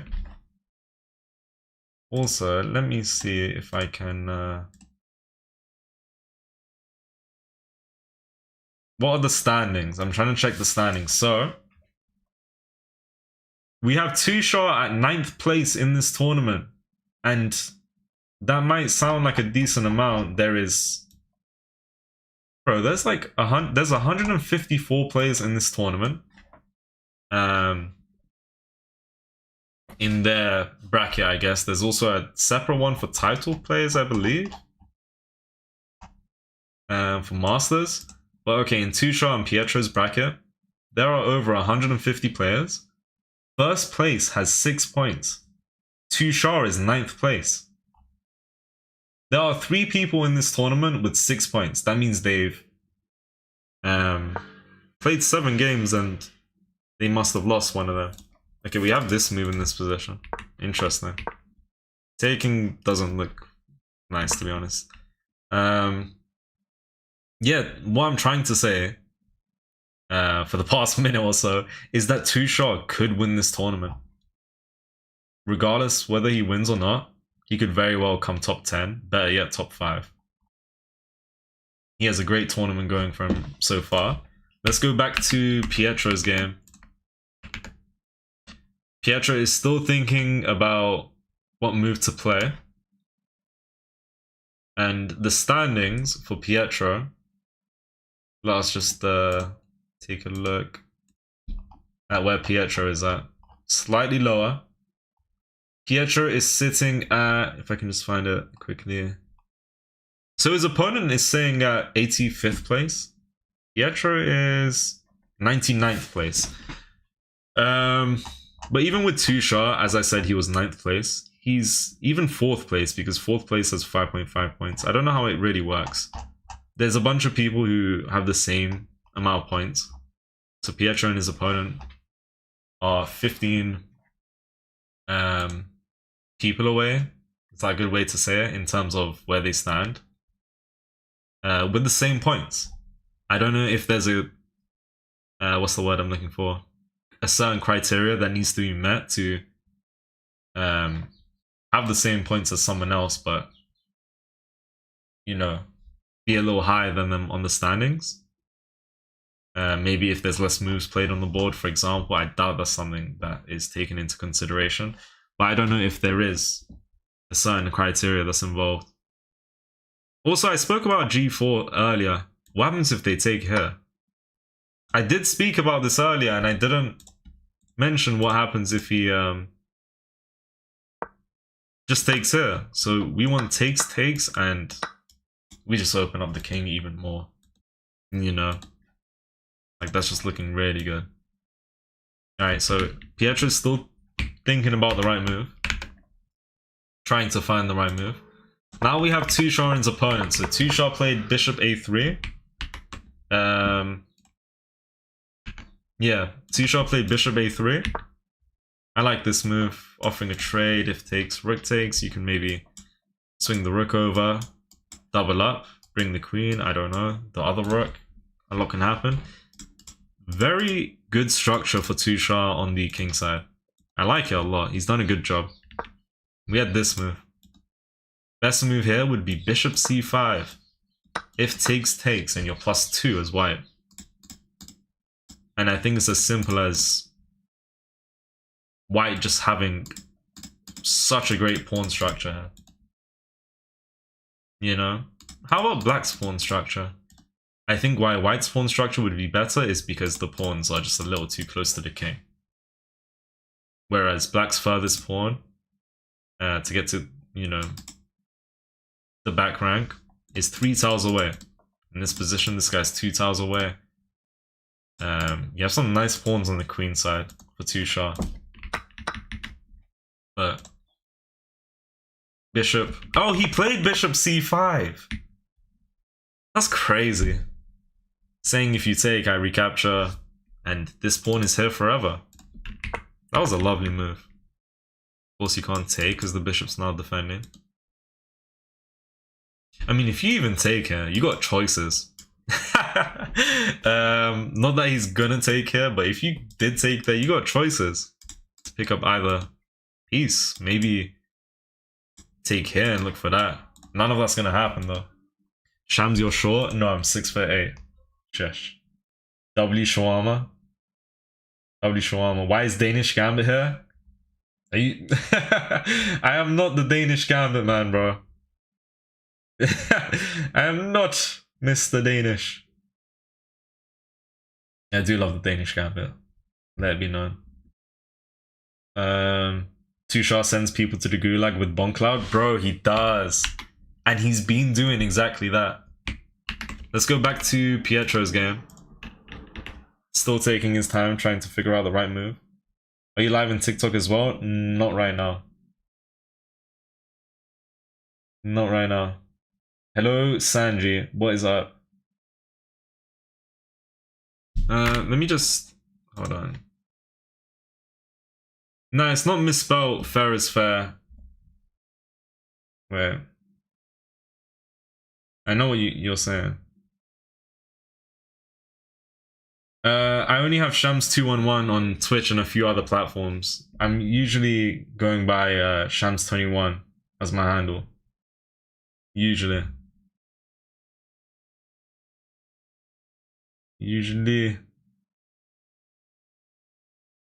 Come on.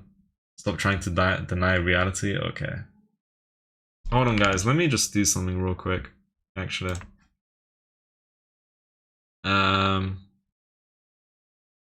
Yeah, let me do something actually. Sorry about that. Yeah, let's just remove that. And let's also just go here and remove this and that. So things look a little cleaner. Yeah, I wish I could get both boards on at the same time with the camera as well. But to be honest, why can't I? Oh no, it didn't work earlier. It did not work. I got PTSD thinking about when I had everything up on the same screens. Okay. Tushar had played bishop c5 and we got a few moves on the board. Bishop c5 is a great move. Best move to keep the advantage of 1.4. Bishop just goes back. Yeah, I mean, this ain't... Bishop c5 ain't a threat. It's just to come and defend the pawn, so you don't need to acknowledge it and do anything about it. So bishop f7 looking to reroute potentially. Here we have c4. Okay. Tushar's game was honestly really exciting from the get-go after they both practically played the Bomb Cloud. Black's king was forced to play the Bomb Cloud because the bishop came out.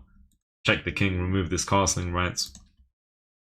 But yeah, Tushar is going for the moon now. He's going for an attack. on the king, potentially. Whether he's going for an attack, he's definitely just, you know, trying to open up the queen side right now. Queen g7. Not the best move by black, according to the fishy. The fishy fish. Best move here would be bishop h3. Maybe ideas to take, and if king takes, take here. But even off the... Oh no, this pawn is in the way. Oh, you guys heard nothing. My glasses are not working. How does that work? You don't have to ask questions. Yeah, definitely some... a hard position to understand what's really going on. Quite frankly, this whole game, really hard to, you know, find the right move and just maintain an advantage if there's an advantage.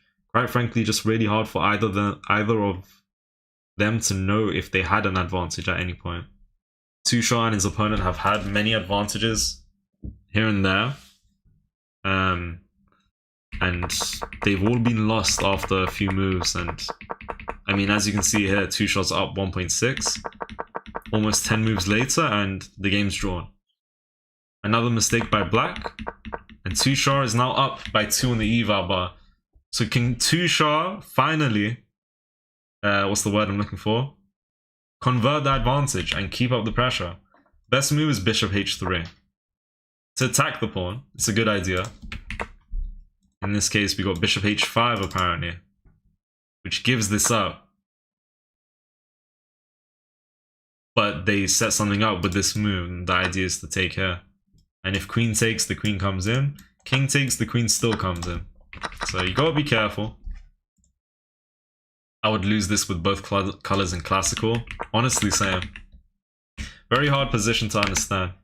Now we have Pietro's game, and they are still yet to play any moves out on the board. So we are still waiting. Alright. Tushar is cooking? Yeah, Tushar is cooking.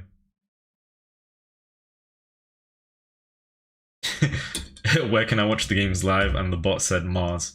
You can watch the games live at chess.com in the event section at the Maia Open. You should be able to find it.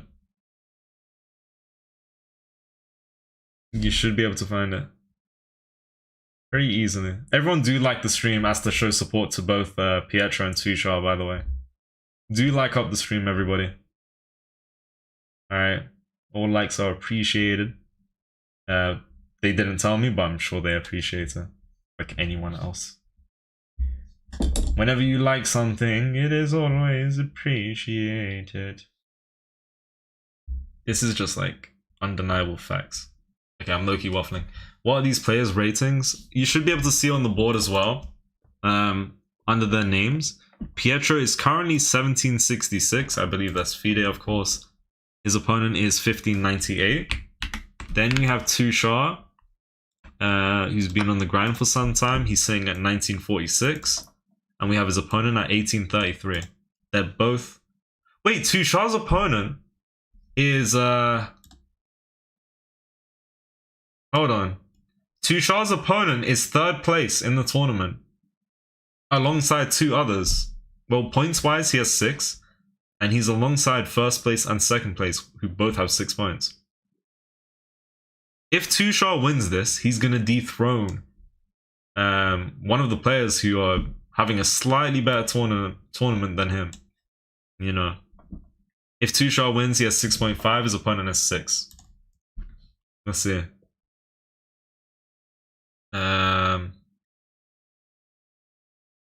Yeah, that's a lovely message, Fair is Fair. You gave details on what you're gonna do and what you hope not to happen. Yeah, thank you, bro. Thank you. Yeah, Tushar's opponent has 6-7. Did Tushi play Bon Cloud? You tell me. He played F3 and he played King F2. Oh, this guy, man. This guy. Welcome, Mr. Short. My name is Mr. Torn. Alright, of course, this move was played. I didn't talk about it. The best move in the position. A few other good moves as well, but this is really good. C takes D5. I mean, if pawn takes, position's even more opened. How do you take her? Because it could make sense to take towards the center and you have a very good pawn structure. You take with the bishop, you have a tall pawn. That's what is referred to. That's what the bishop is referred to when they are stuck between two pawns to defend them. They just serve the purpose as a regular pawn would. With the addition that they're covering the back pawns as well. Tushar's opponent is not sure how he should take. Taking with either way, well, taking with either the pawn or the bishop, both completely fine.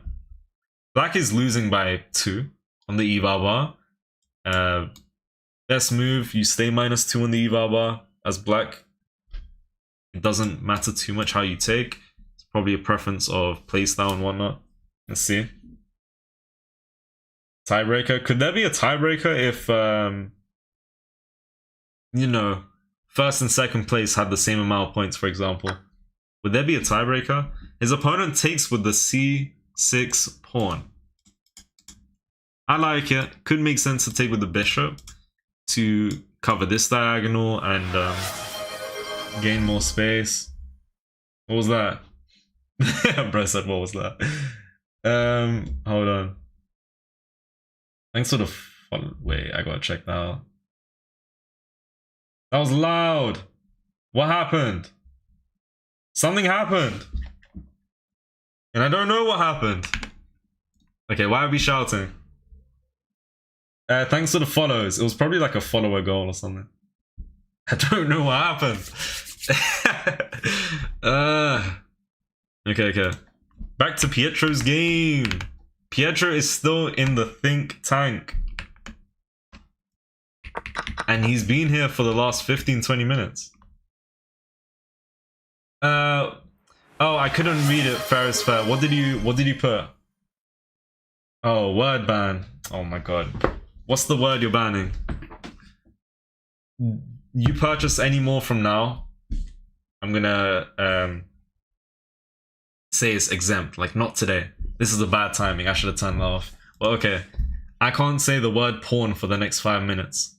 P-A-W-N. I can't say the name of this piece. Okay. We won't say its actual name. We'll just call it a shrimp or a kiddie or a soldier. You guys know the drill by now. No, 5 minutes, 5 minutes. 5 minutes. I didn't see it come in the first time, so maybe it didn't go through the first time, although I heard the 2 notifications. What is Tushar's rank in the tournament? He is 9th place right now. 9th place. Yeah, I think so. So that was at least for my tournament. Me in 2nd place had some points. I got 2nd because of the tiebreaker. Okay. Oh, did you have the same points as him? And then after you played against each other, you got 2nd place and he got 1st, I'm guessing? The person who wins more games with white wins if they have equal points. Really? Is that how the tiebreaker works? If they've won more with white, then they end up winning the tournament. Oh, with black? Okay, yeah, with black, I think that makes sense. Because, of course, white has a slight advantage in the beginning. Having the ability to make the first move. No, I didn't say something else. Tem hurts league. Not quite. Isn't he 4th in under 2000s? Good question. Yes, in terms of points, yes, but for some reason they have him at 9th place. 4th place also has 5.5 points, so you know, he's in the same range. Tushar's game has had some moves. Let's go and check them out. So, of course, we had pawn takes, followed by queen c2. Maybe you take, have the knight take and come in. Could be a good idea for sure. And then we have bishop h5, and we looked at a certain position earlier. The idea with this move is to take out the knight and infiltrate with the queen. And you could be in trouble if you don't find the right move as white. The best move here is to take this. Would they be able to play this in-between move? No. Because, and it's such a good move as well. Queen c7. And if takes, you're gonna wanna take with either the pawn or the bishop, but I would say preferably the bishop. And after you move, you take and you're up a piece. But realistically, you just take her. And you come in anyways. Really? Why do you play this? You're just giving a pawn. You play this move. The pawns are really weak. You can play this defending the pawn. And then you just bring over the pieces. Okay, that's all interesting. I don't know too much about that. Alright, Pietro's game has had a move. Oh! Knight g5! Sacrificing the bishop. Boom! Pietro had an advantage of 4.8. Or even 5, basically. And the best move was g4. If the bishop takes, then you can save the knight and you don't have to worry about anything. If the pawn takes, knight g5, and if bishop takes, queen h7 is mate, because the knight on g5 covers the one escape route for the king. Now, with knight g5, what is the idea? Is it this? It might be this. I like it, but the fish wants white to just burst everything open. This ain't an easy move to see. You gotta understand that if they take, you save the knight, and you gotta also see that if they take here, this is you take first, and then this is just really strong.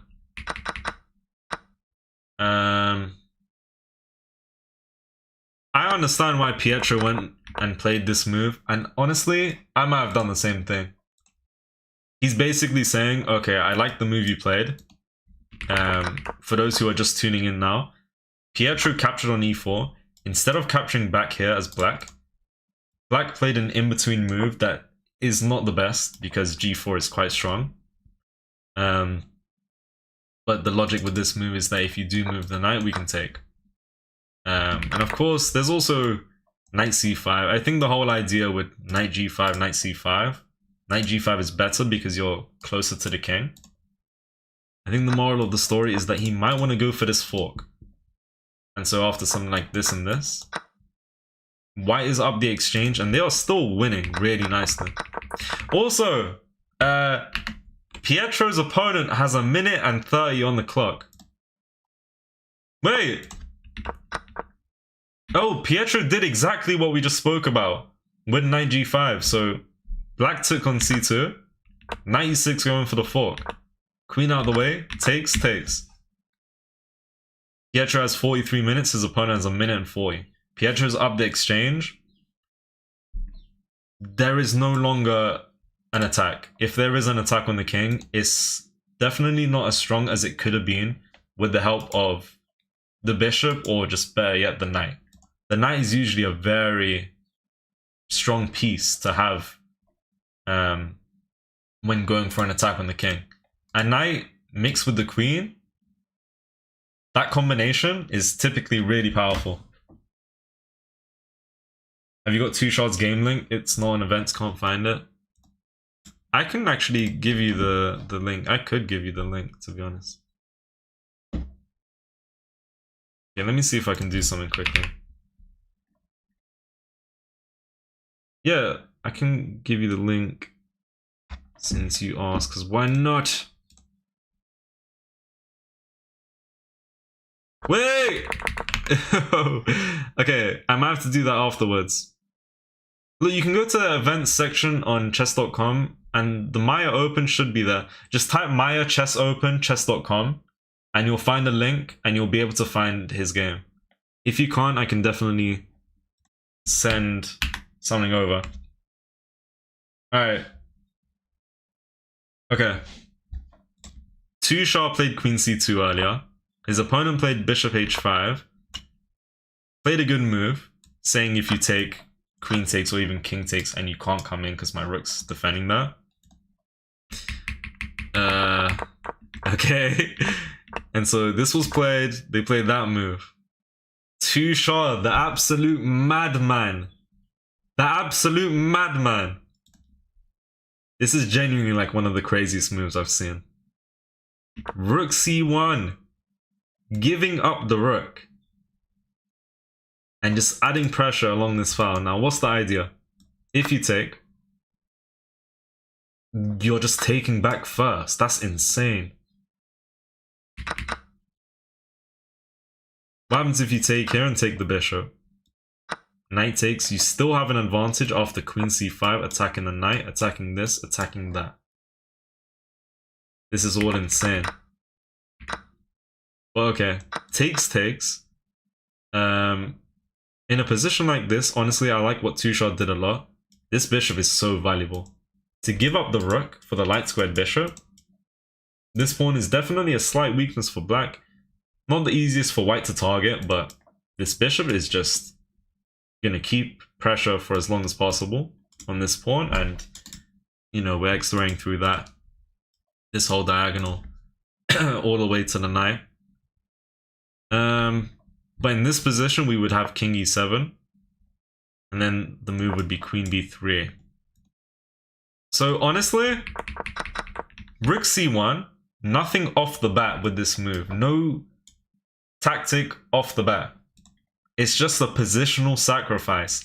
He's giving up the rook because his opponent is going to constantly need to defend this pawn if that's what they want to do. The best move would be this.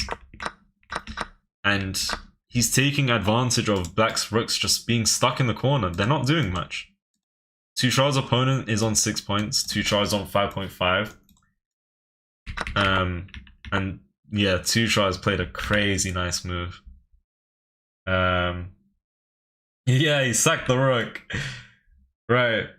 For those who want to see the opening, this is the game between Tushar and his opponent. So we have the Bunk Cloud. Some very suspicious business. We had bishop g6 after h5, and now they've both practically played the Bunk Cloud. Bishop came back, so it's not trapped. Rerouting the knight to g3. There's been an advantage for Tushar here and there. There's been an advantage for his opponent. Spoke about this earlier. Very complex position. Having played the Bunk Cloud, very difficult to know if you're winning, in my opinion, or even if you're losing in this whole position. And so this is kind of just what was played. I really like what Tushar did with the king side, and he just, bro, he came with great amounts of pressure on the king side, queen side, sorry.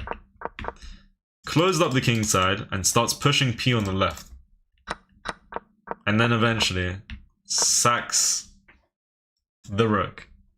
Right, okay. Pietro's game.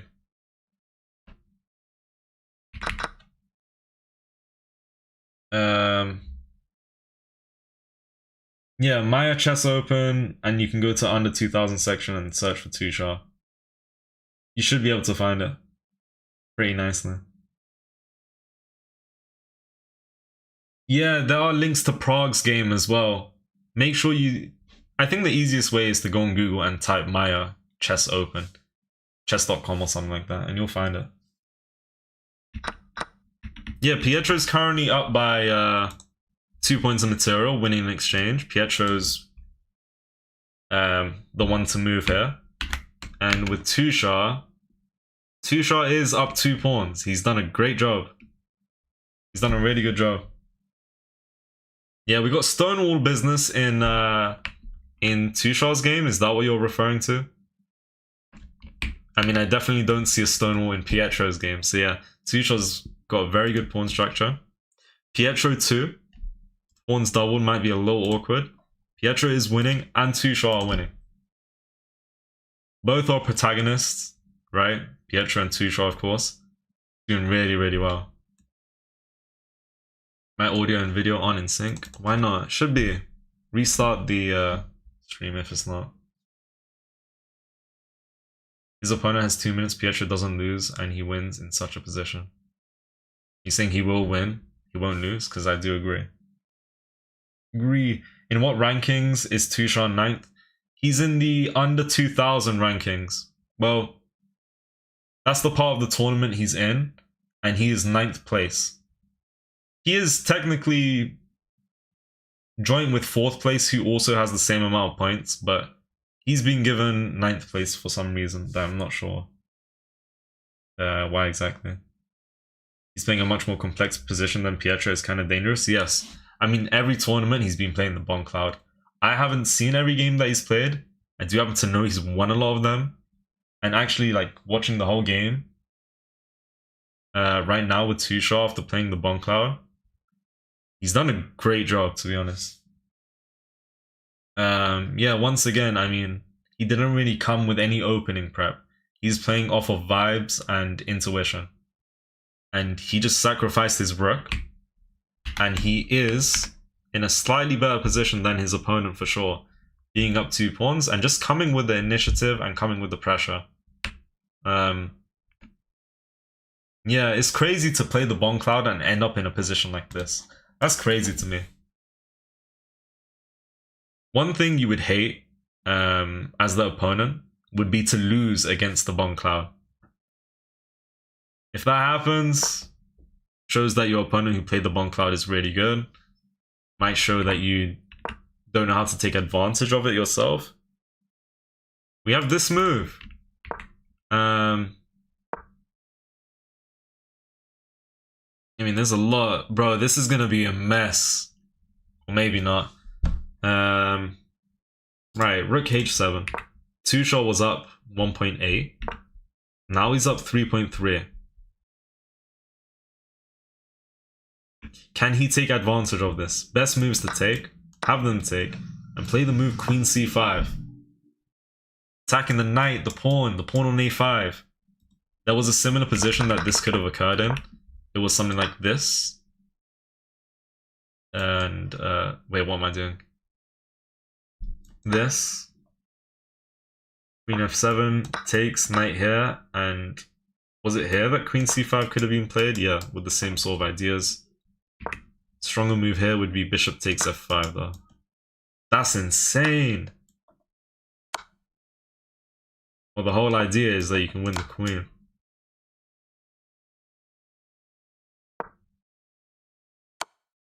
And then the knight. There's a lot that could have happened.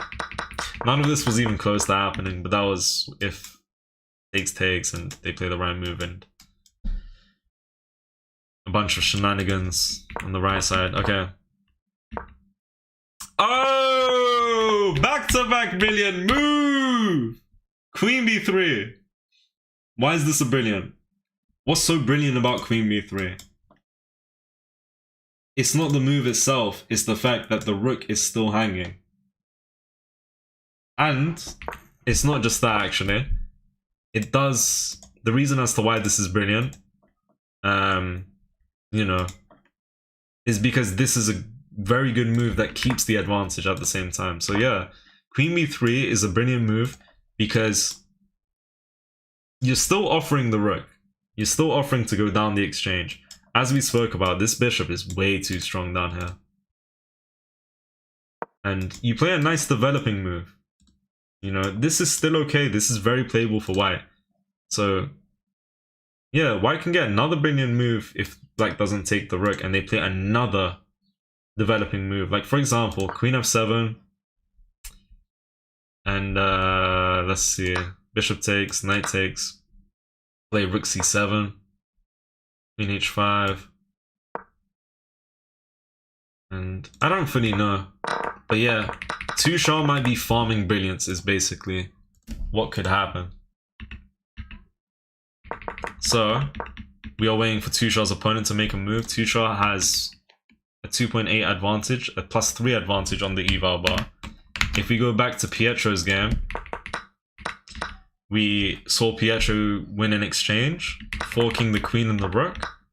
So knight takes rook. And then we had king to d2. The evaluation is saying the game is equal. We have bishop f5.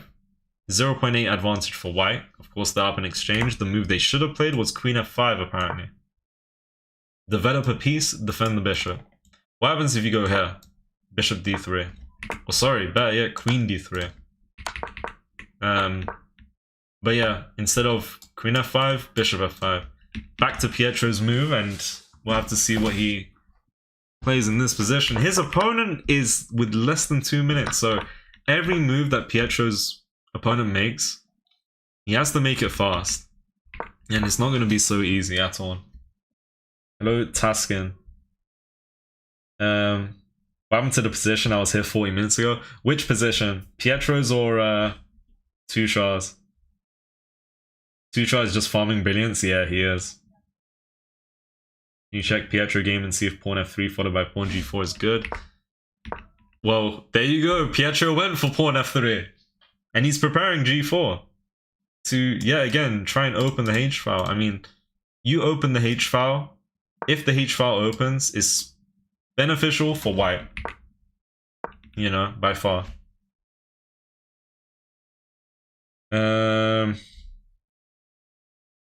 That's good to know, Dick Clan. Keep it up, bro. Tushar? Yeah, Tushar's position is wild stuff. Let's go back. Pietro is now the one to move, but let's take a look at Tushar's game real quick. And we're still waiting for Tushar's opponent to make a move. Now, Pietro and Tushar. Pietro's game, I think he kind of lost that advantage. No. After king f7, he maintains an advantage of being up 0.8. Black couldn't find the right moves to equalize being down the exchange. They had to find a way to equalize and find near perfect moves. That's kind of what you gotta do when you're down material. You know, there might be 1 or 2 situations where you have to find the right move to keep the position equal, even though you're technically down material and down points. But yeah, Pietro has an advantage, and he's up on the clock by 30 whole minutes. Pietro has 31 minutes, his opponent has less than 2 minutes.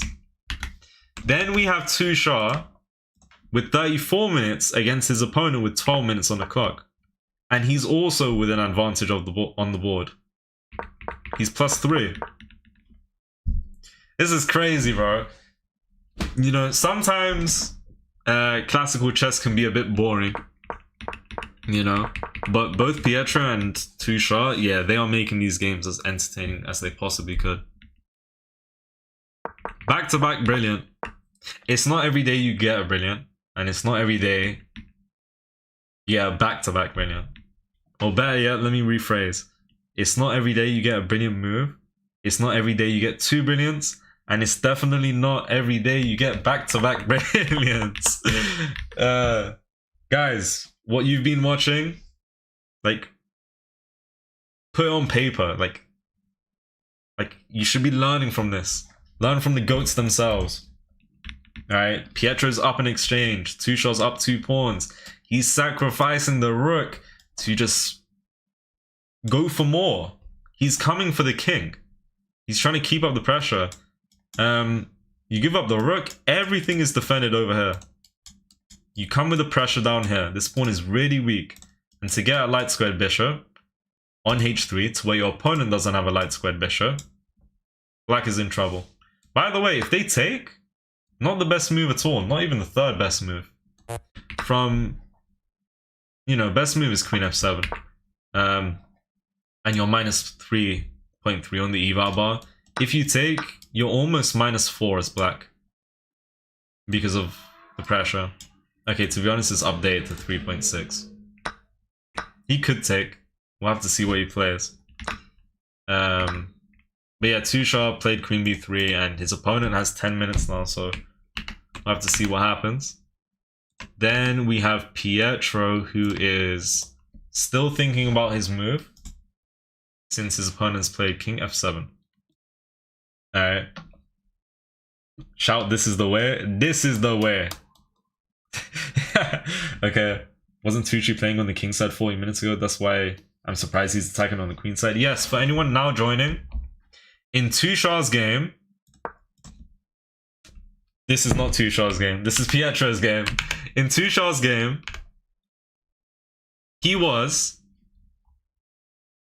him and his opponent having a lot of action on the king side for the whole entire game. There's been blunders, there's been mistakes, there's been plenty of misses. Again, this is a complex position. To know you're winning is really difficult because the position is so difficult to understand, in my opinion, at least. And I do think it's quite difficult for them both because Tushar's opponent, Abdullah, is down on the clock. He's currently down on the eval bar. They've both had plenty of advantages, but they've lost it here and there. Right? What was the point I was getting to? A lot of action on the king side. Next thing you know, Tushar takes the game into his own hands and says no. Going for a queenside push. You gotta respond to my ideas and my plans. This is why it's so important to come with initiative. I don't know for how long now, but let's try and find exactly.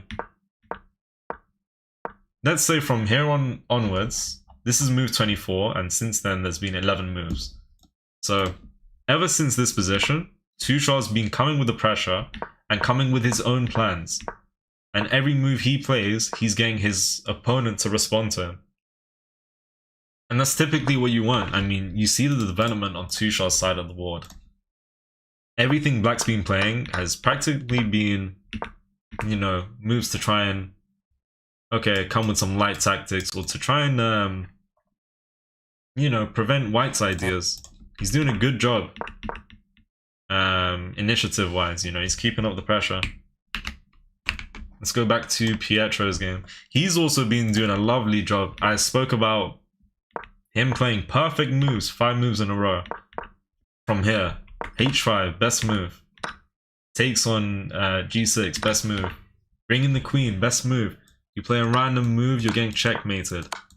Alright, smothered mate. Beautiful stuff.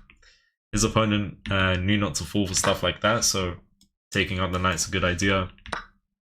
And yeah, perfect move, still continuing. This is good. G4 would have been the way to go. I like the move he played, and I quite frankly would have considered to go for the same thing for sure. Yeah, Pietro really wanted to find the right move here. He spent 23 minutes here.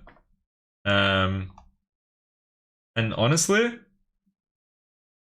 yeah, Pietro spent the most time he spent on one move in this game, in this position. Before playing this move that took 23 minutes, he spent no longer than 7 minutes for a few of his moves earlier. The move was not the best according to the fish, but it's definitely winning. So he played a good move. Then after King F7, since the opponents played King F7, we have Rook AD1, centralizing the Rook, and Rook H8. And then the King has just manually castled. So we've essentially just seen queenside castling, but manually. Bishop D3, I like that move a lot. It's covering some nice squares. And it's just blocking out any action on the D file. And moves like this are really good when you're down material, to block out a stronger piece, you know. Stuff like that. I didn't see that game. I won't take a look at that right now. Pair 12-6-7. White's move Queen C7 in the Queen's Gambit. It makes no sense. I've seen Queen C7 in the Queen's Gambit or even the London system before. It must have looked really out of place then, right? I did not see that game though. Oops. Oh no. Okay. Let's go back to Tushar. Okay, I'm bugging out. What am I doing? Tushar's opponent has 5 minutes. Crazy leads in development for both Tushar and sorry, leads in the clock for Pietro and Tushar. Right. Hold on. He even had 2 brilliants. We are fully entertained. Facts. How many moves have been played in Pietro's game? About 20 or so. Tushar's game has had 35 moves. In Pietro's game, we've seen 24 moves. So, yeah, there's a lot of action coming here soon as well. I think even 20 minutes ago, 25 minutes ago, Pietro and his opponent were like on move 13 or 14 even. But now they're on move 24 because his opponent's on a minute and a half. It's crazy. And yeah, I mean, what is Tushar's opponent gonna play? He has 4 minutes on the clock. He doesn't know what to do. D4 is interesting in Pietro's game, to be honest. I mean, he likes playing the London system, you know? So it's pretty much all it is, right? I used to play the London system. It's really solid. People say it's boring. It might be a bit boring because it's too solid. That's the reason behind it. And it's just really indestructible. And if you play the London system, not the Joe Barber, you play the London system, really hard to blunder pieces and whatnot. And the games just result in draws, to be fair. In probably the first game of this tournament, Tucci was up 1 hour on the clock. And in this one, Pietro was, yeah. Tushar is now up on the clock by a crazy amount as well. They're both with good advantages clockwise. But yeah, Pietro was up by a whole hour. What is Pietro's clock right now? 24 minutes against 1 minute and a half. Then we got Tushar with 34 minutes against 3 minutes. Did a Tushar's opponent resign, or is he just thinking? He's still thinking, trying to find the right move. Oh, D4 right now in the chess game. Oh, was D4 just played in Pietro's game? I'll take a look in a second. What is your favorite gambit? My favorite gambit is the Danish gambit, which is very ambitious. If you guys have not tried it, I would definitely suggest you to play it. I've spoken about why it's my favorite, and honestly, I've been playing chess for 4 years. The most fun I've ever had when playing chess was when I started playing the Danish gambit, and I started playing it less than 6-7 months ago. No pun intended. Because the positions you get with the Danish gambit, I mean, there's just tactics everywhere.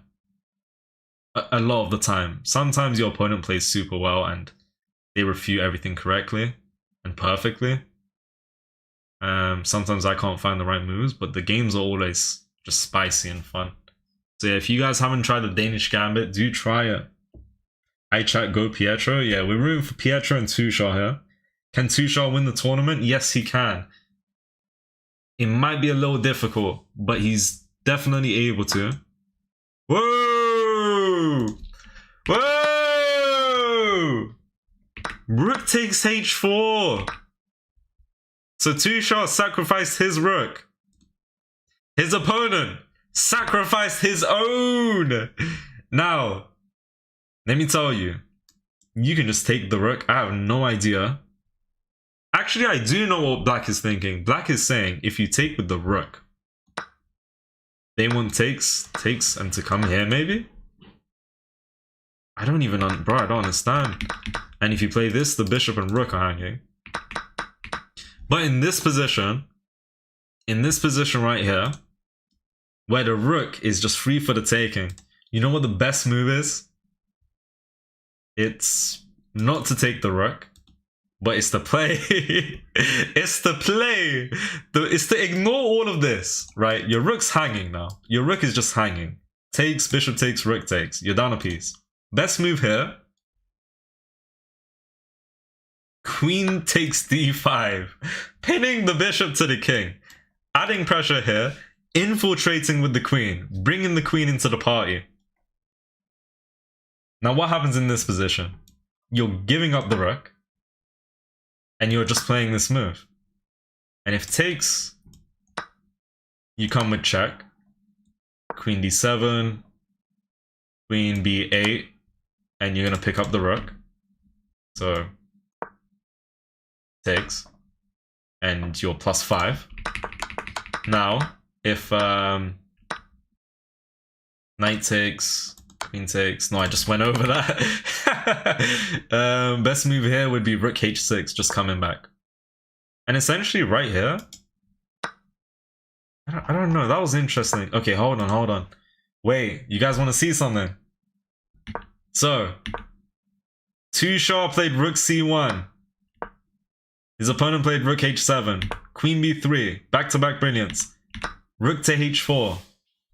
You want to know what Tushar played? And his opponent is now on a minute and a half, and he's going to be struggling. You know what Tushar played in this position? Queen takes on d5. Back-to-back brilliance. The triple brilliancy. Not in one game, but back-to-back in one game. Back-to-back-to-back. And potentially to back once more if he plays another brilliant move. We definitely want to see the brilliance. This guy's going insane. He's probably doing some sort of Hans Niemann business.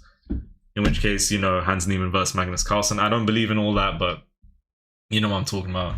The whole scandal situation. Alright. Tushar's going crazy. We're going to go back to Pietro for a moment. Oh, his opponent took the rook. And you know what Tushar played? Bishop takes on d6. That has to be a brilliant. That has to be 4 brilliants in a row. The fish is still trying to figure out if this was a brilliant, maybe? Oh, that wasn't the strongest. No, that is the strongest move. That must be a brilliant, though. No, but why would it be a brilliant? It's not like anything is still hanging. That's crazy, though. Tushar played the perfect moves to just keep an advantage of 1.8. His opponent makes a mistake. He keeps the advantage of 3. Keeps the advantage of +6. Now keeps the advantage of being +10 on the eval bar. Insane. Yeah, he's going crazy. I don't know what he had for breakfast, but I definitely need to ask him. And yeah, if he tells me what he ate for breakfast, I'll just eat the same thing for a month straight, and hopefully I can pull up with the same sort of moves. That would be the goal. Best move here is knight takes d6, and it was this situation, right? And you're +5. So rook, knight, bishop, queen. You're up a piece and 2 pawns. I don't know about you guys, but I think that's really, really good. I mean, I just burped. Oops. Okay, wait. We have rook to h8. You have discoveries on the board. There is potentially bishop e5. There's queen blocks, maybe takes the rook, but you want to keep up the pressure. You have discoveries in this position. If you guys can see the evaluation, there is a forced mate in 6, and it starts with bishop e7. You give this check, you block out the queen from being able to come over. Why would this move be strong? Well, first of all, you're hit with a double check, so you either need to move or take. If you take, there could be this move on the board, right? But the best move is queen takes b7, and there's a mate in 4. We're going to look further into that, but we do need to go back to Pietro's game. Rex, what's up, bro? What up, what up, what up? Alright, back to Pietro's game. And there's been a couple of moves. Pietro in this position. Whoa, these guys are going crazy. These guys are going crazy. Pietro, probably a little annoyed by this. And honestly, it is of consideration to do something crazy about this bishop. Why did I point this arrow? Because Pietro went for a sacrifice. And essentially with this move, he was winning. He was technically winning, being up 2 points of material. But he's given it back. And now I think Pietro hopes to just outplay his opponent in the endgame. And at the very least, he picks up a pawn, potentially. Opponent does defend the pawn, but it's a really hard pawn to stay defending. So Pietro has great chances to pick this back up. And if he does, then he's up a pawn instead of being up in exchange like he was a few moments ago.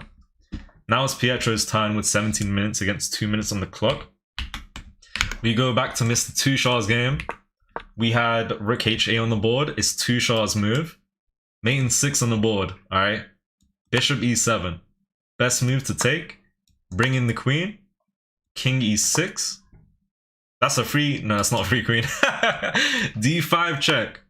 d5 check, defended by the queen. If you go here, it's just rook here, and that's, you know, it's nighttime soon. But let's see. Oh, and that's what he should play. Wait. Yeah, so king e6, d5 check, king here. Oh no, this is the best move. King e7. What's the best move here? This check. King here and... It's crazy!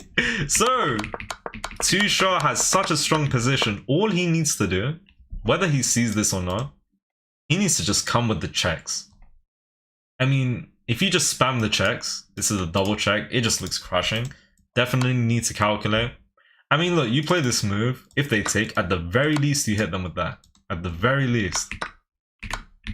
But, I mean, they go here. What if they, like, play that? Just rook c6. And that's just mate, because you can't escape.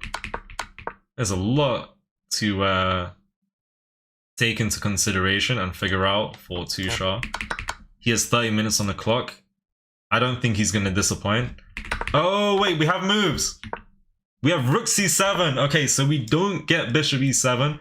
We get the second best move instead. And you're plus 10 on the eval bar. Rook c7. Attacking the queen. And there's a lot going on in this position. And they just took. They just took. And that is the best move because black is just cooked. You give up the queen for the rook. You take with the pawn, the bishop. Both are good. The fish prefers this. And let's just think if you go here, there's even more checks. There's a mate in 2 actually. So you got to play that. Bishop e5. And yeah, it's just a slaughterhouse, bro. Someone needs to call the ambulance, bro. ASAP. For Tushar's opponent. Okay, yeah, pawn takes king down and bishop here to pick up the rook. He played exactly that. Let's go back to Pietro's game. Alright. Okay, Pietro's game is getting really interesting, and it looks like we're getting into an endgame now. Pietro once had an advantage on the board. Now we get this position, where his opponent is actually up 0.5. That's crazy. How the turntables have tabled. This game was not the simplest in terms of, you know, how to convert, but also Tushar's was really difficult as well. Tushar's done a good job to convert. Pietro's slightly disadvantageous at the moment, which is unfortunate. He had such a great opening, such a great middle game, and yeah, he had like 95% accuracy, Pietro, against his opponent with 83. Now Pietro has 83.2% accuracy, and his opponent has 83.7. So equal game. Apparently black is, you know, going for the win now. 0.5 is not much. It's practically drawn. Maybe a grandmaster can convert that. That's a good move. This pawn's gone. Maybe just take and go from there, to be honest. Or better yet, king d2 and just collect with the king. There's a lot that can be done. Can't infiltrate with that guy because of the bishop. That's pretty nice. Yeah, Pietro with 17 minutes. Back to Tushar's game. Mr. Tushar. Oh, okay, so basically I spoke about this earlier. Someone told me of this, shout to them. When you get to move 40, when you make 40 moves on the board, you know, when each player makes 40 moves, you get an extra 30 minutes added, I believe. And so now we see black with 28 minutes on the clock, having attained 30. And we also see Tushar with 1 hour on the clock. And of course, back to Pietro's game. Pietro's opponent, him and his opponent have made 30 moves on the board. So, you know, still some time to go for them to hit the 40 move mark and get some extra time. Yeah, I appreciate that, Hein. Alright, no worries. Yeah, you don't have to chat. I appreciate the support nonetheless, of course. You know this. Right. Pietro gonna throw, that's crazy. Pietro is now -2. Why exactly though? There's rook h4. And you're losing 2 pawns. Yeah, that's unfortunate. Pietro had such a great opening, such a great middle game. Now he's with a disadvantage, but... Oh, he went for the check. Okay. You gotta go rook d1. You gotta go rook d1. So that if you get hit by rook h4, you play rook g1 to defend the pawn. You don't go king c2 because then you invite this even. Yeah, this or just rook over there. g5, but could just be takes, and if takes, lose that guy. I don't know. This is crazy. Bro, this is insane. And Pietro played king c2. No! Okay, well, black took the pawn on e5, which says what exactly? I don't know. But you're best off playing rook d2, saying if you take, I take. And if you play that, I go there. I don't know. This is confusing. Rook d2, rook g1. What's happening here? Takes, takes. Rook d4 to defend. Okay, interesting stuff. Interesting, man. Yeah, his opponent was +2. Had they played this, or +1.5 even now that the eval bar has made its actual decision. And they played this move. They didn't have much time, so yeah, very hard to find the right moves. Also with Pietro, don't have much time, so it's going to be hard to find the right moves. Now, we shall go back to Tusha in a moment. Let me just do something real quick. This is not Tushi. Me? I am Tusha for today, guys. Guys, I am Tusha and Pietro just for today. Just for today. Pietro's opponent is still figuring out the best move to play. Tusha is crushing. He's +4 points of material. He picked up the queen for the price of a rook. And now with the discovered check, he's going to pick up the rook over here. Alright. You analyze Pietro's game just when he played king d2 and check if pawn f3 and pawn g4 was better. I think I checked that earlier. I think it was a good idea. What's your channel? My channel is Shams21 on YouTube and other platforms too. Yeah, Pietro's accuracy was 78 so far. Sorry, Tusha's accuracy was 78. And Pietro's game is with 79% accuracy. Or is that the opposite? They're around the same. Why is Tushi's op not resigning? Who knows? You gotta study that hand. You gotta study that. I don't know much about that. I've played against that before. The Boldler attack. Alright guys. With this move, king to e8, there is numerous moves that result in force mate. The first move is this, and you know, takes queen here. But to be honest, bro, like this is so bad for black. Like if bishop takes and rook recaptures, queen here. Not the best move, but just completely winning. The best move after black had played king e8 right here is to come with this move, queen e6. You don't want to go knight e7 because this is mate. The knight's pinned, it can't take. You don't... Yeah, you don't want to go there. So you gotta play king f8. And now... I mean, the knight's just hanging and it's just a mess. The best move in this position would be d5 though. Not to take the rook, not to take the knight, but to just push. And if you get d6 and eventually d7, you're gonna have some shrimps being able to promote. When you're gonna stream on YT? Honestly, I don't know if I will Rex Goated. If I do, it'll be super late. I'll let you know right at the end. For those who are wondering. Your online rating? My rating is 2100. I've peaked higher, but I've since dropped. So I'm sitting at 2100 right now. Which I'm happy with, but yeah, I got a long way to go. Okay, back to Pietro's game. Pietro has played rook d2, which is the correct move in this position. Or at least one of the moves. Another move is a4, double the pawns. Typically a good thing to do, even though they're temporarily up a pawn. We had rook d2, takes and takes. We have this, and he's gonna need to play rook d4 to maintain an advantage. Or sorry, to maintain equality for the time being. If you don't play rook d4, you go f5 check. This is the only way to defend the pawn, basically. So, it's a pretty valuable pawn too. Alright, Rex, go ahead. You shush. At what point when everything is winning do you get good enough to actually want the best finish? I suppose it's like signing off a great piece of work. At what point when everything is winning do you get good enough to actually want the best finish? That's a good question. I mean, at any point, to be honest, I feel like it's a preference, playstyle type of thing to be able to just get into winning positions and not want to just play whatever's winning, but to go for the best move. I've played many games, probably in Rapid, maybe even in Blitz 2, where I'm telling myself to find the best move, even though there's a clear-cut winning move.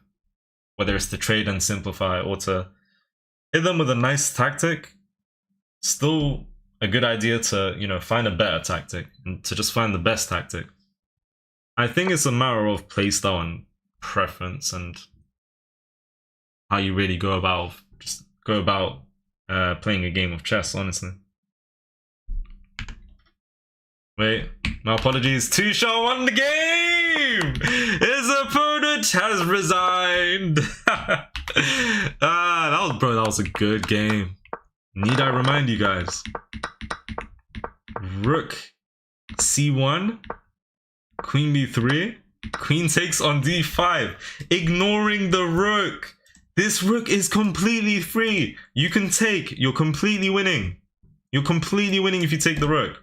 He ignored it. Bishop G4? I don't care about Bishop G4. I'm developing the rook. You take, we go from there. Tushar said absolute no. Absolutely no, I'm not having it. You want the rook, you can take it. Queen B3. You know black regrets this move because they played this, then they moved the rook once more. Queen B3, rook H4, triple brilliant, back to back to back, and to not even take the rook. Takes bishop, rook goes back. This is insane. And then he just gave up the queen. Discovery, there's force mate in 15. I think it said force mate in 10 or something earlier, but no, main 15. Alright, Tushar's game is finished. Strong game, strong player. The accuracy was 79.5 for Tushar. His opponent had 68.3. There's been many moments in this game where it swayed in black's favor and also in Tushar's favor early on. But the game was... Do I use the word messy? The game was a little messy in terms of there was an advantage for white and black every now and then. No one was able to keep it equal or keep an advantage until Tushar plays b4. He just goes for a queenside push out of nowhere. Quite frankly, this game, Tushar is a very good player. He played very well. As soon as he played b4, he just played 10 times better than whatever was going on here. And he done a great job on the king side, having played the bomb cloud. But my point is, yeah, when he went for a queenside pawn push and just the queenside attack, he just turned into like stockfish. He just turned into stockfish. Alright, well played Tushar. He takes the win. Now we got Pietro, and there's a few things to go through. So we had rook d2 takes rook f1 and probably rook d4, hopefully, of course. a5 and we have a4. I mean, you take, rook takes, you're gonna win the pawn. You push, we're gonna win a pawn. You don't move, we're gonna take the pawn. Okay, this is interesting. So best move is g5. After g5, yeah, rook f1, and if you take, you lose this guy. The game's looking like a draw. Yeah, Tushar fried the chicken. He fried the chicken.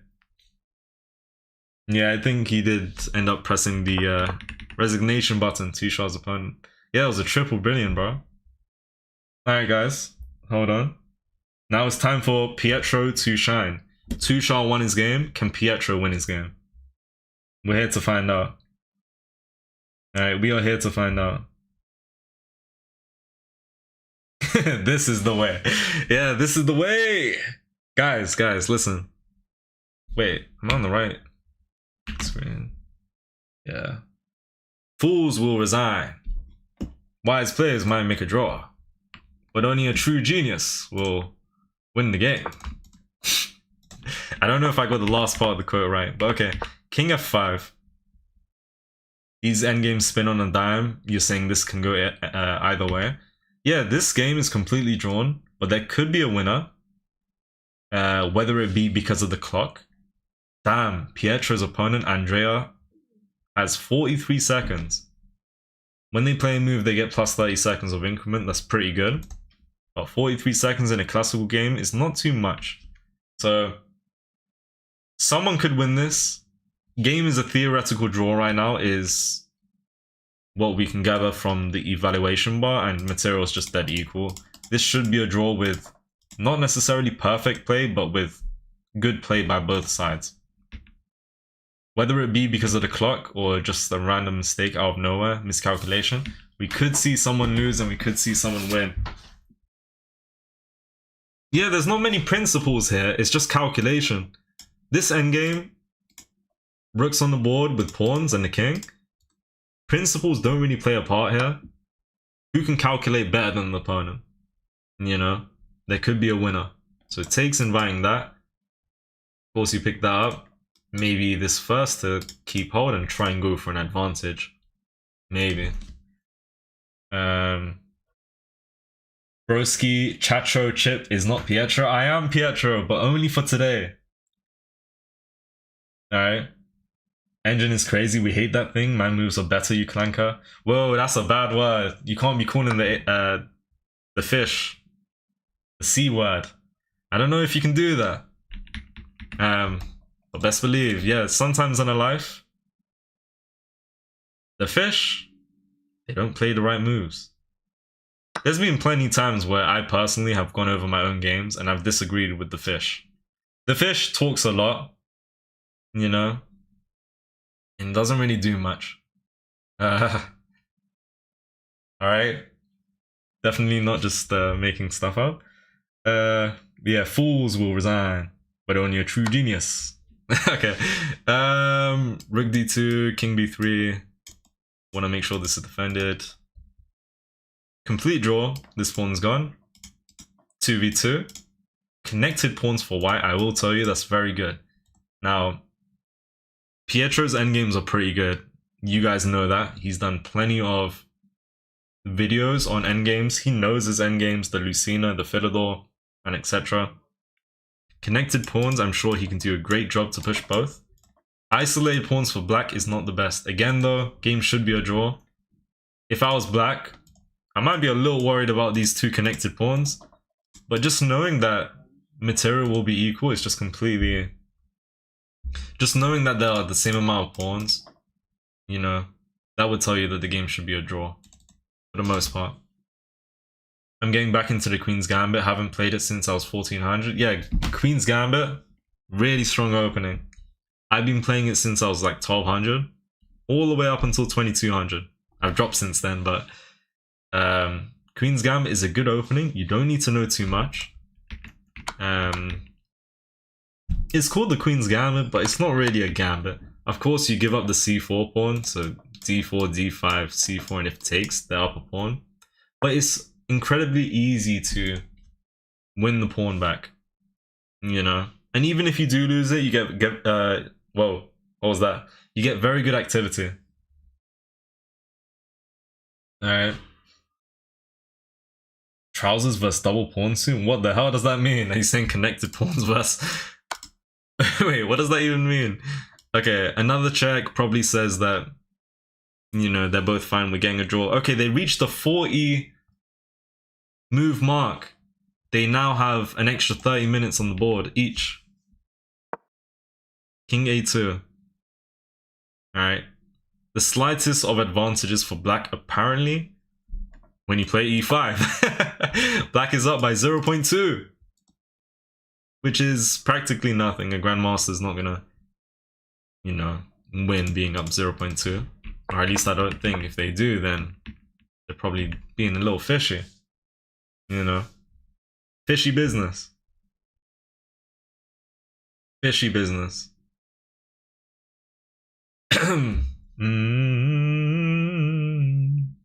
They might both make queens here. Yeah, you never know. Could be... That could happen. Like, a lot can happen in a rook and king endgame with pawns. Rook and pawn endgame.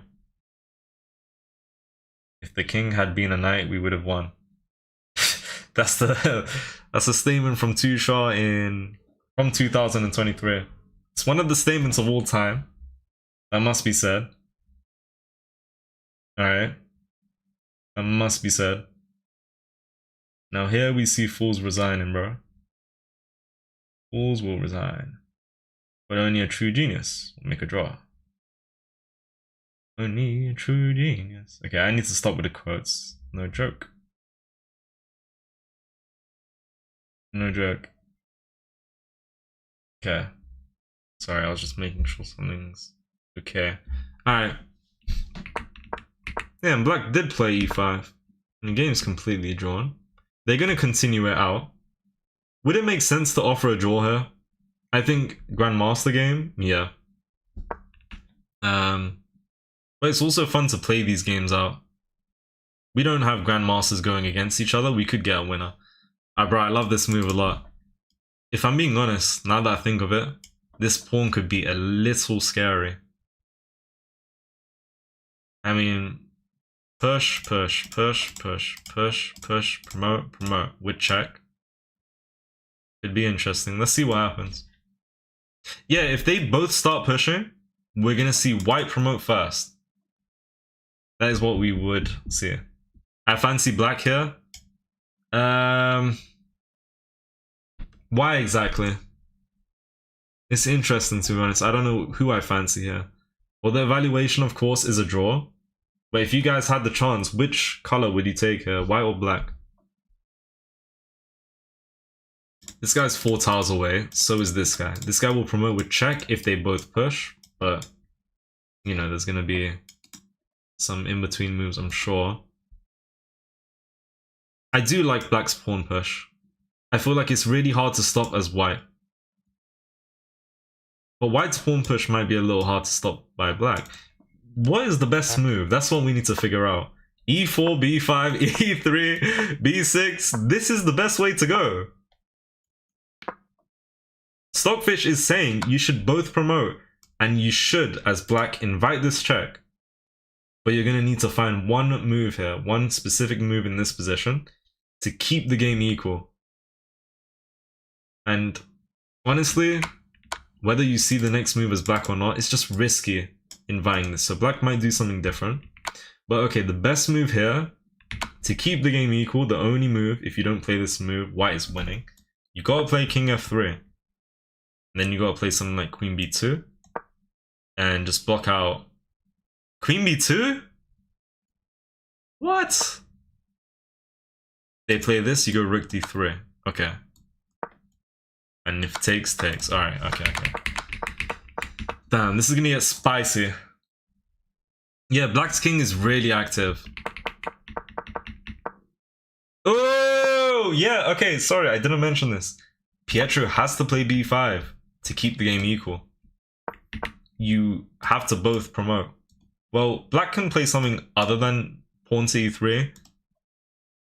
But if they do go for this route, they are absolutely going to need to find king f3 here. They don't find this, they're losing. Like, okay, king g4. We're going to play rook d4 here.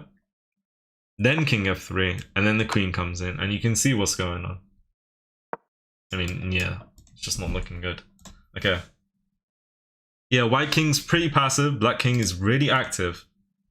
But if you both promote, that could be a bad thing for black, potentially. King is a piece in the endgame? Yeah, facts. Very, very true. Yeah, they're both gonna promote. And what's up, bro? Welcome. I would take white any day. Yeah, I see you guys saying I'd take black, I'd take white. Interesting position. Who would I take? I don't know. I don't know. I don't want the eval bar to influence my decision. I mean, what decision is to be made? It's a draw. But if I were to take my chances with either color, I genuinely have to think about this. I do like black. And the rook is... like, it has infiltrated. I do like black here. But once you get a queen on the board, there's just not much to do for black, you know? And it's very crucial that this guy comes with check. That's actually very important, right? Yeah, like you need to come with check. And then black needs to find that tricky position. Yeah, promoting with check is really, really good. With the checkaroonie. Okay, take chill pill. Chill pill. Oops, sorry. Hold on. I say Pietro wins at move 6-7. Alright, let's see. No, bro, Pietro is very strong. He could win this somehow. Games aren't always drawn without engine. Facts. Yeah, he could win this. Realistically, we can see either player win. I mean, that's kind of why they're continuing, right? They probably... You gotta factor in things like, you know, the tournament's almost done. This is the second last game of the tournament. This is round 8. They have one more round to go tomorrow evening or something along those lines, and both players want to get as much points as possible. So I think, as drawish as the game looks, and of course the game is just the draw and you can't do much about it, I think both players want to find a win. You know, both players want to play as accurate as possible, and both players want to, you know, maybe cause some tricks to make things difficult for the opponent. We have Pietro's opponent not making a single move for at least 5 minutes or so, because they probably realize that if they both push, there's promotion. And to calculate all of this business, you know, nothing's easy at all. For both of them, honestly. This is a difficult game. Pietro be a true genius, he do be a true genius. You know, you guys can become a true genius if you like the stream as well. Subscribe to Pietro, Tushar himself, whether you're on Twitch or YouTube. I predicted on the first day Pietro will be somewhere in top 10. Tushar is in the top 10. Pietro, not quite. While our opponent makes a move, let's just go back to Tushar's game for one moment. Tushar now has 6.5 points. 6.5 points. And he's overthrown his opponent who had 6 points. Tushar before this game, of course, had 5.5. He won, he got 6.5. Now, the standings in this tournament. Let us check. Tushar, the man, the myth, the legend. Alright? The guy you guys are rooting for is 3rd place in the tournament. Alright? Tushar is 3rd place in the tournament. There is one more game tomorrow. If 1st place and 2nd place, quite frankly, either draw or lose, Tushar could win this tournament in the under 2000 bracket. There is potential, but he needs 1st and 2nd place to lose a game. And I don't think those guys have lost any games. Someone has won every single game. They've won 7 in a row. I think those guys are still playing their game, so we have to wait for their results. Potentially. Yeah, there are still games that are going on, so we gotta wait on that. And yeah, anyways, Tushar, yeah, he's got good chances to win the tournament. Pietro could end this tournament with 5 points out of 8 games, and I honestly think that's pretty good. Depends on your standards, of course. I would be happy with that. Then again, I don't play any tournaments, so I'd be happy with 1 win. Okay, let's stop waffling. I'm good enough with normal. Genius, not true genius. You need to become a true genius. Tushar played Bomb Cloud and won 6.5. Tushar, you son of a gun. Bro, yeah, to perform as well as Tushar did while playing the Bomb Cloud in every game, right? Maybe there was a game he missed it, I'm not sure. I know he played the Bomb Cloud at least 5 times. He's performing really well and doing a great job. It's really, really impressive. Am I showing the right? Yeah, Pietro. Okay. Give me a moment. Give me a moment. You don't give me a moment, that's on you. Spot the mate in 17, says the Nightbot. There is no mate in 17. I do think black has more chances to go wrong. I think so. I think so too. I think black has good potential, but they also have some potential where something can go wrong. If they both promote, again, as we went over earlier, after this comes with check, you need to find king f3. You don't play that and you play something else, you lose. So accurate play is needed if they both promote. Right now, there are several things that can happen. I mean, you can check. You could do so many different things. Every game he played it, the Bomb Cloud. Yeah, that's wild. He's a madman. Yeah, exactly. I've seen this message time and time again. He has been playing the Bomb Cloud every game, and he's performed really well. Imagine if he played a real opener. Even the Halloween Gambit, which is probably more solid than the Bomb Cloud. I don't know. The Halloween Gambit, you give up a knight. Or good positional development. 2 pawns in the center. Maybe even more. I don't know. Opponent has 21 minutes. Pietro has 43. Alright. Let's see. Guys, I will be back in a minute. Okay. Did Tushar win? Yes, he won his game roughly 25 minutes ago. So yeah, he done a good job. Now hopefully, Pietro can also do a good job. Alright. Pietro's accuracy is just under 85. And his opponent is also just under 85.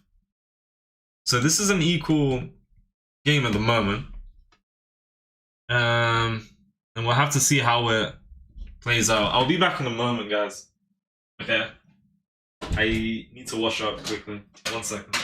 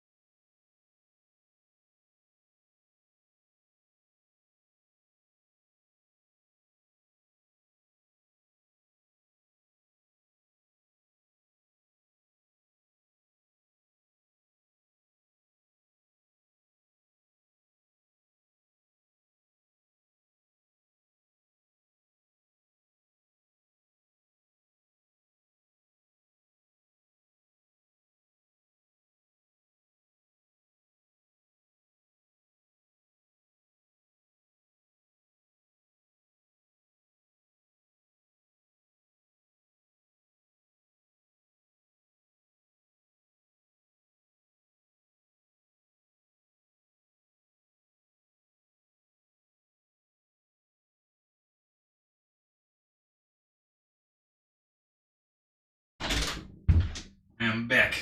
I am back. Sorry for the way. Has a move been played? No.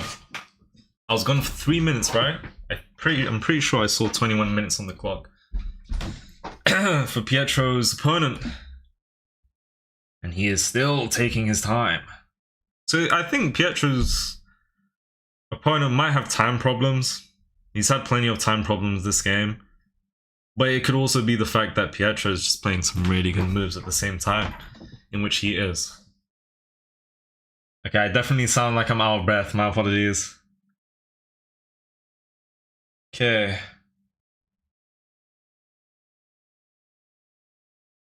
I see you on Instagram all the time. What's good, bro? What's good, man? Thanks for tuning in. Thank you. Thanks for the follows, bro. Thank you all. Thank you all. Alright. It's fine, Lime Duck. Don't worry. It is fine. Thank you all for the follows. The follows. Hold on.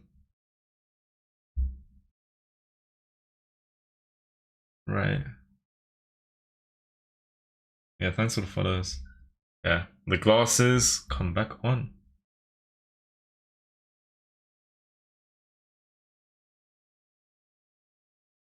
Sorry, just figuring something out quickly.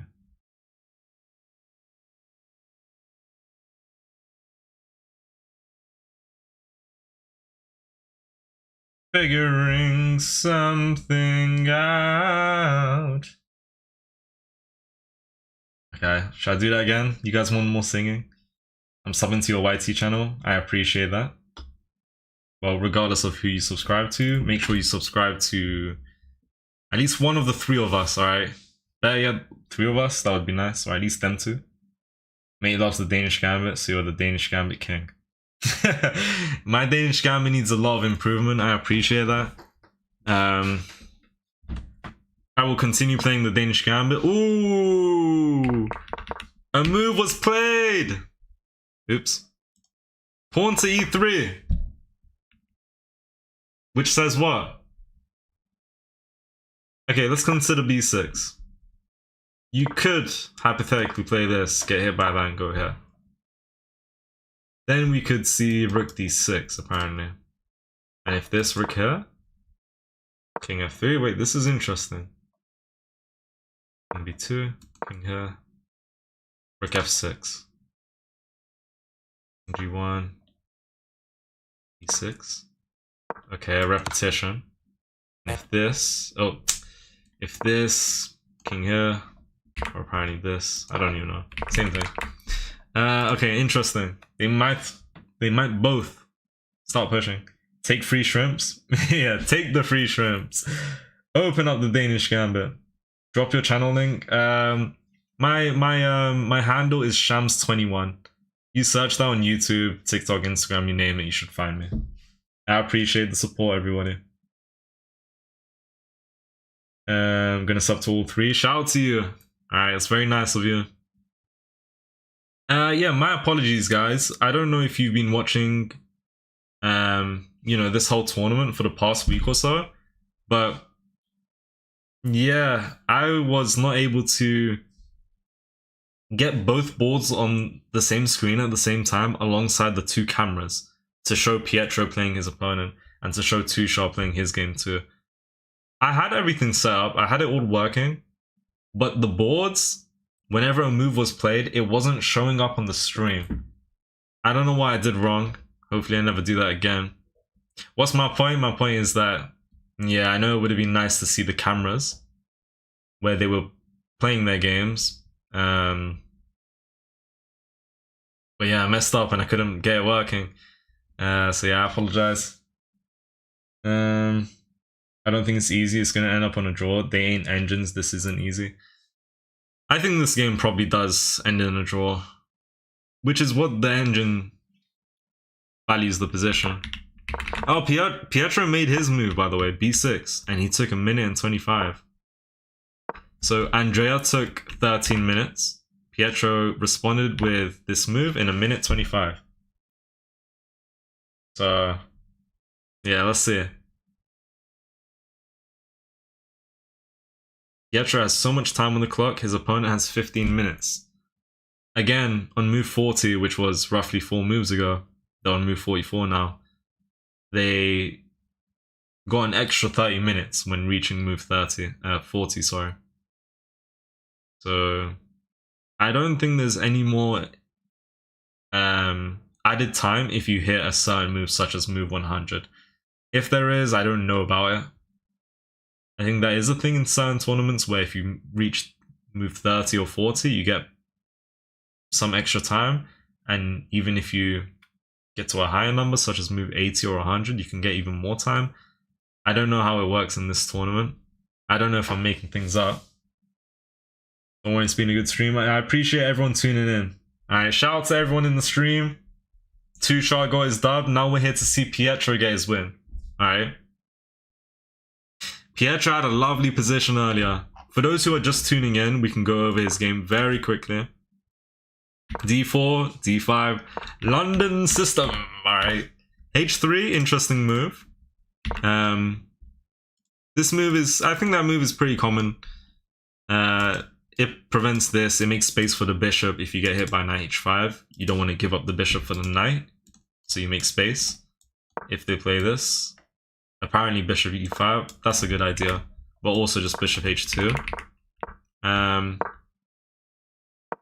yeah, this is what we had. This is a very standard setup in the London system. I used to play this, I don't play it too often, but if I ever go to play the London system, I go for the same setup. You know, ideas of queen c2, queen e2, maybe long castles, maybe go for an attack. But yeah, very good setup for the white pieces. Indestructible, quite frankly. Unless you play the most random move to make a mistake. I don't even know. We had h4, c4, b5, knight e5, and the first mistake by the opponent, bishop to b7.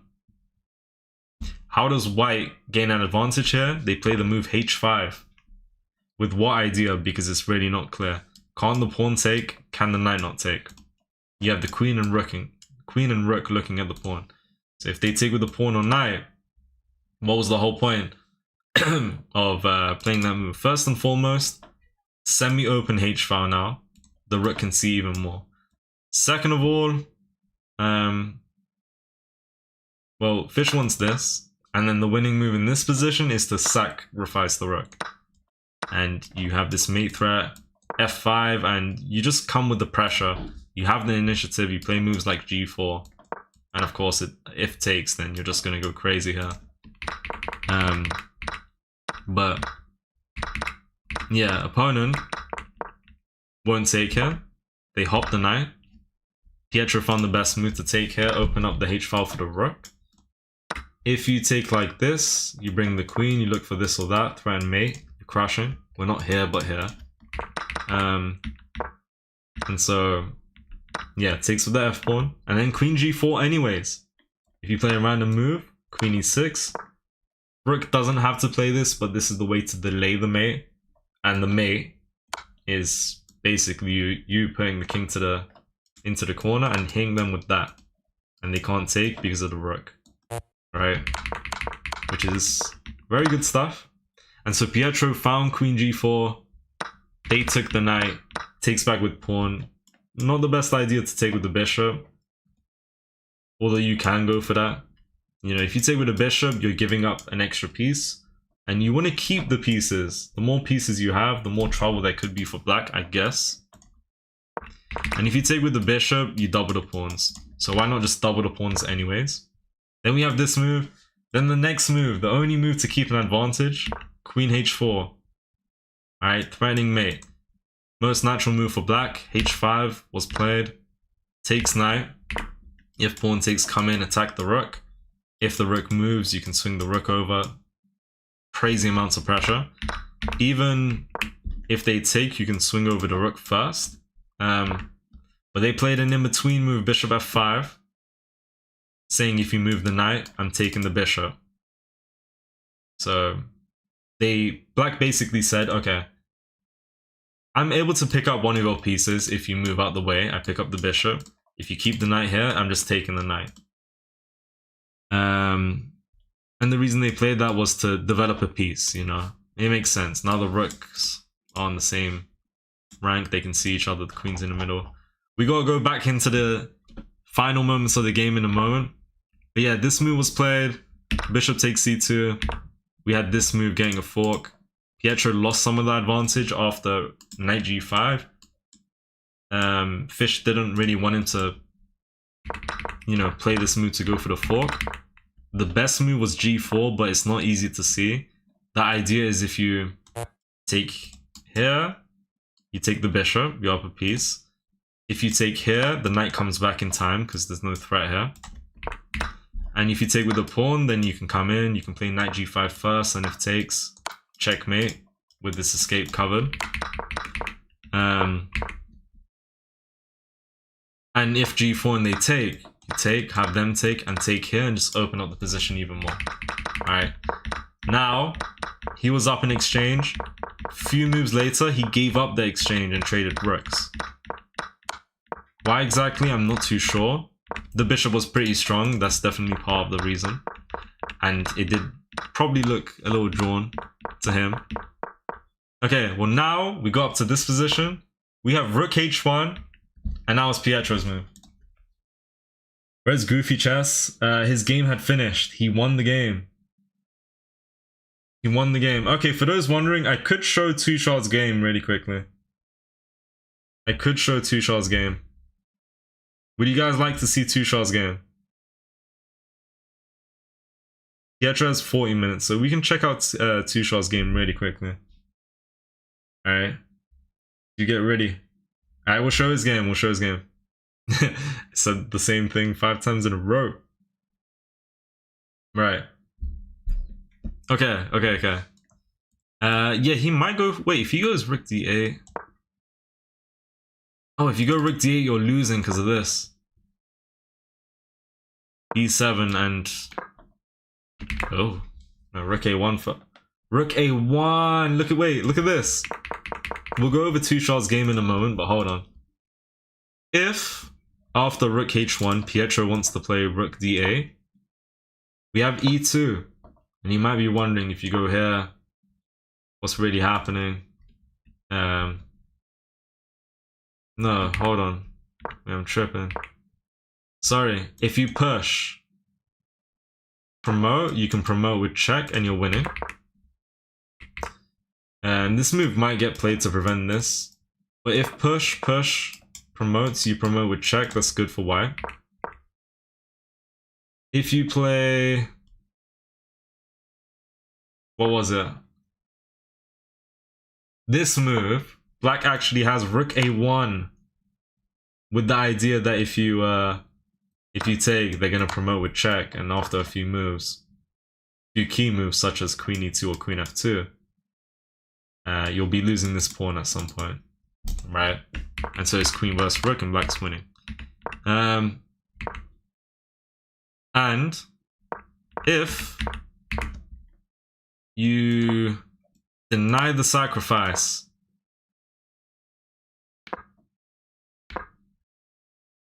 just rook b1. Oh, just rook b1. If you take promotion, and if you move, promotion again, and you're winning.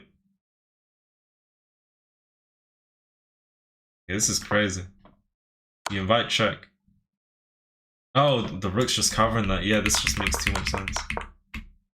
Well, none of this is gonna happen though, if he doesn't play that and do a few funky moves that I showed on the board.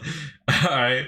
Okay, for those who want to see Tushard's game, very quickly, he is now on 6.5 points. And he beat his opponent who had 6. He had 79% accuracy against his opponent who got 68. So Tushard plays the Barnes opening. Alright. Tushard plays the Barnes opening. What did he play after f3? He played king f2. The Bon Cloud! Well, specifically, the wrong cloud is what chess.com says this is. Because typically, this is the Bon Cloud, right? But no, that didn't happen. He played the wrong cloud. f3, which is probably just much worse. I mean, you don't... It's part of your principles. You're taught to never do something here. Hold on. Okay, Pietro... Oh no! Pietro made a mistake! We'll go over Tushard's game potentially at the end. We might go over both at the end. Let's see. So, Pietro has plenty of good moves. Rook d4, b7, rook c5. Very complex position. He played the move rook d8, and he's losing. The only move to win for black is a very simple move, and that is going to be pawn to e2. I don't see why black won't at least start with pawn e2. Now, pawn e2. Pietro's probably calculated this, but we spoke about rook a1 check and how lethal it is. Yeah. Alright. I'm gonna come back in 5-minute Pietro win. Let's hope that the opponent doesn't find the right way to go in this position. And let's hope that Pietro can survive. So, after rook d8, to win as black, you need to go e2. As Pietro, you don't want black to play e2.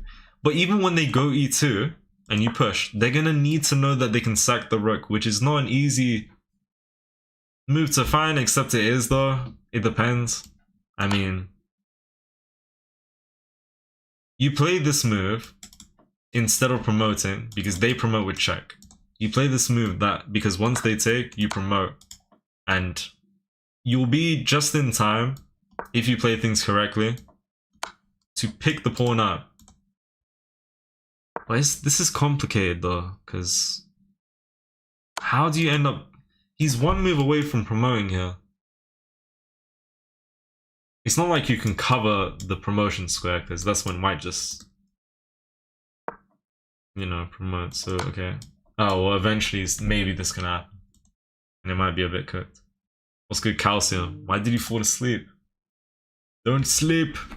Don't do it. Alright. So, his opponent has 8 minutes. And they played the wrong move, and now Pietro is winning. What move is Pietro winning with? What move is Pietro winning with? Alright. It's not b7. It's not rook check. It's not rook e8. It's not bringing the king closer into the game. The move is c4. To just connect the pawns and keep pushing. Now, last just thing. Push. Rook f8 check. And king e4. Rook e8 check. King here. c5. King here. Push. And it's as simple as this. You can't stop both of these. You can't stop both, bro. Alright. So, if Pietro plays the move c4, he will be winning. Now hold on. c4, what if rook e7? Yeah, this is so difficult. This is a very, you know, natural move because it prevents this and it prepares this. Now, white in this position is going to need to play rook d1, inviting e2. And then you're going to need to go rook e1. Not going out the way because you let them promote. But you go rook e1 so that if they bring the king, you just push the pawn. And if they bring the king, long story short, you're going to end up sacking. Whether it be now or later. Oops. And just push P. You can't stop both. They're too close. You go here, we push. You take, promote. Yeah? Same sort of ideas, bro. Can't stop both. Right. Did Pietro draw? No, his game is still ongoing. So, he made a mistake here. He's losing. Winning move was e2. Very complex scenarios, though. You know, for both sides to figure out. And now this move is a miss, and Pietro's winning. So we're waiting for Pietro to make his move here. And once again, Tushar won his game earlier. Tushar played the Bomb Cloud, and he had 3 brilliant moves on the board. 3 brilliant! Brilliant move. Right. Okay. Okay. Yeah.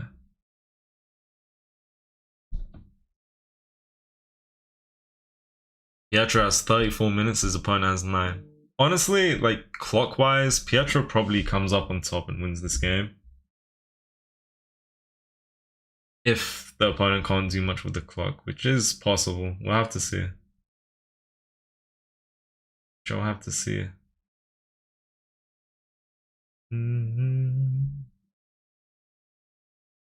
Yeah. Sushi won? Yeah, Tushaw did win. That's what happened in his game. He won in the most brilliant way possible. Should we go over it? Wrong cloud. Wrong cloud. I saw your message earlier, Zoraid. I agree with you. A lot of difficult moves to see. This was Tushaw's game. He was up 2 pawns. He was with a disadvantage at one moment, and he was also not necessarily winning, but in an equal position at a few moments. Then eventually, he just comes with the pressure on the queen side. Now, this is what was the most exciting part of Tushaw's game, and you're going to see it very soon. Bishop g4. So, king side's completely closed.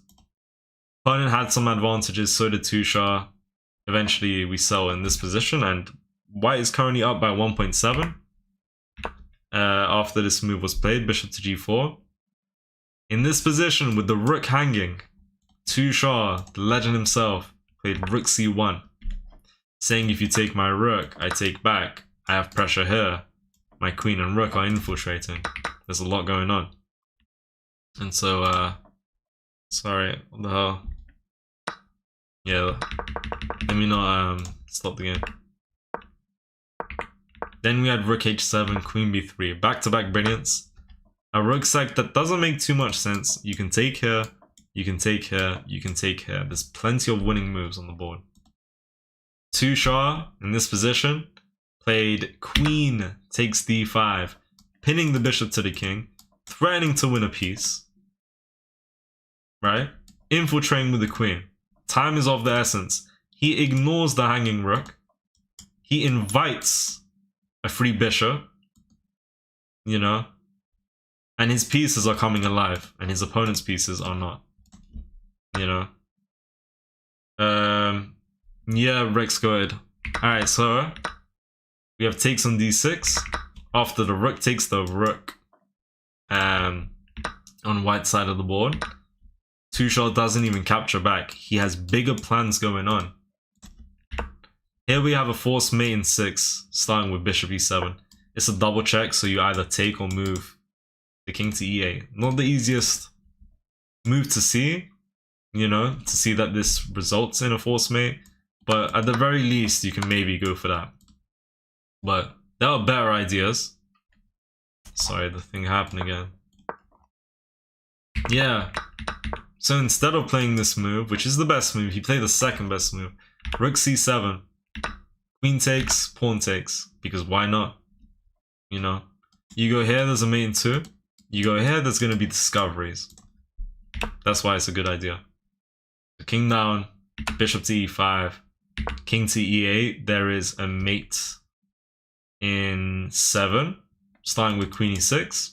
And in this position, Tushaw's opponent, Abdullah, resigned. Tushaw won the game with 3 brilliance. Back to back to back. Back to back to back. Okay, here, Pietro had an advantage, but he played rook to e8. Endgames are probably the most difficult part of the game to master, I want to say. Endgames are super difficult to master.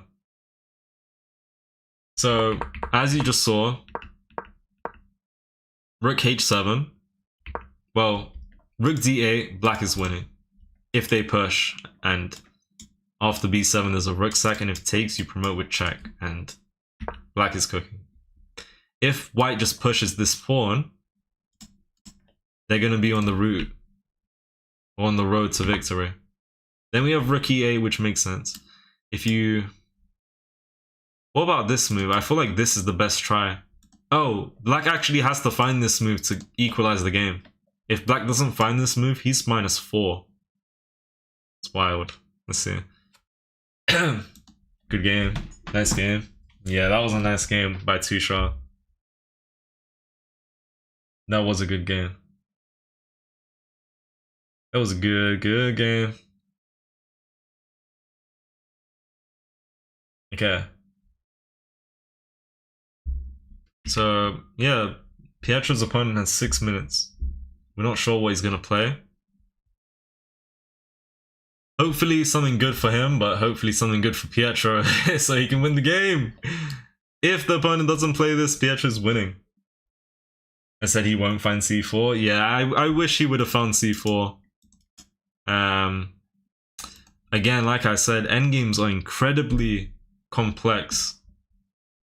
In a position like this, there is too much calculation needed. You gotta calculate several different lines. It's not just you in the opening developing your pieces and going for a few trades in a certain position where you gotta calculate for 30 seconds. In a position like this, you gotta calculate for minutes and minutes. You know?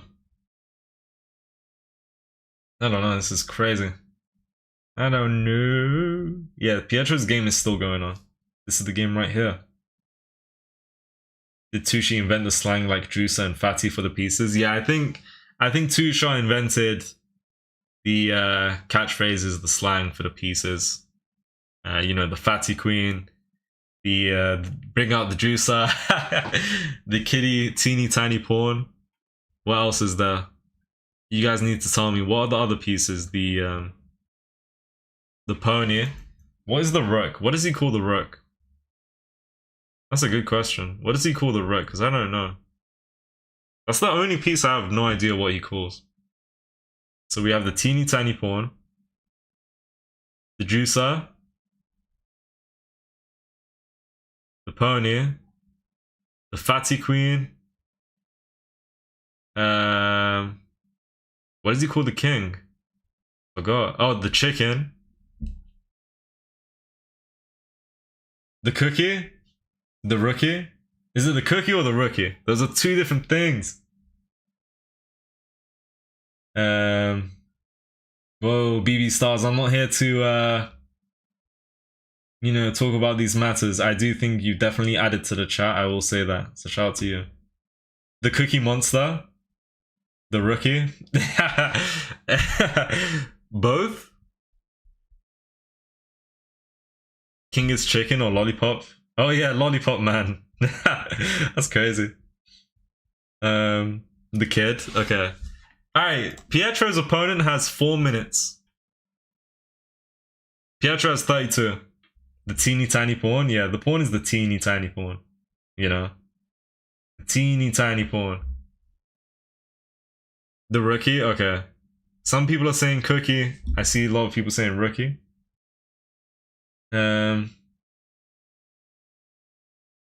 Can we recap Pietro too? I recapped him a few times. I think did I just recap him? I think I did. Or if you guys want to see Pietro's game once more, I must have spoke quite a lot today, so I'll let you guys see for yourselves, alright, if that's okay. This was Pietro's game. I'm back, welcome back. Free candy for a pawn. Thanks. This is Pietro's position. Or his game, and how he got into the current position he's in. He's up 3 on the eval bar, but soon he drops the advantage here. So that's a fork. He's up the exchange. Sooner or later he gave up the exchange and the game's equal. So we have all of this. Game's equal, but it's still going to be really hard for both players to find the correct move. So you'll see the eval bar swaying in white's favor and black's favor in a moment or two. Which, yeah, is what kind of just happened the past few moves. Oh wow. Black played f3. They had to go rook b7. Pietro, the man himself, played c4. Now, I'm going to be honest, I'm going to say this right now. I think white has just won the game. I think these two pawns connected is just unstoppable now. As white, and this is just basic knowledge, you're going to push.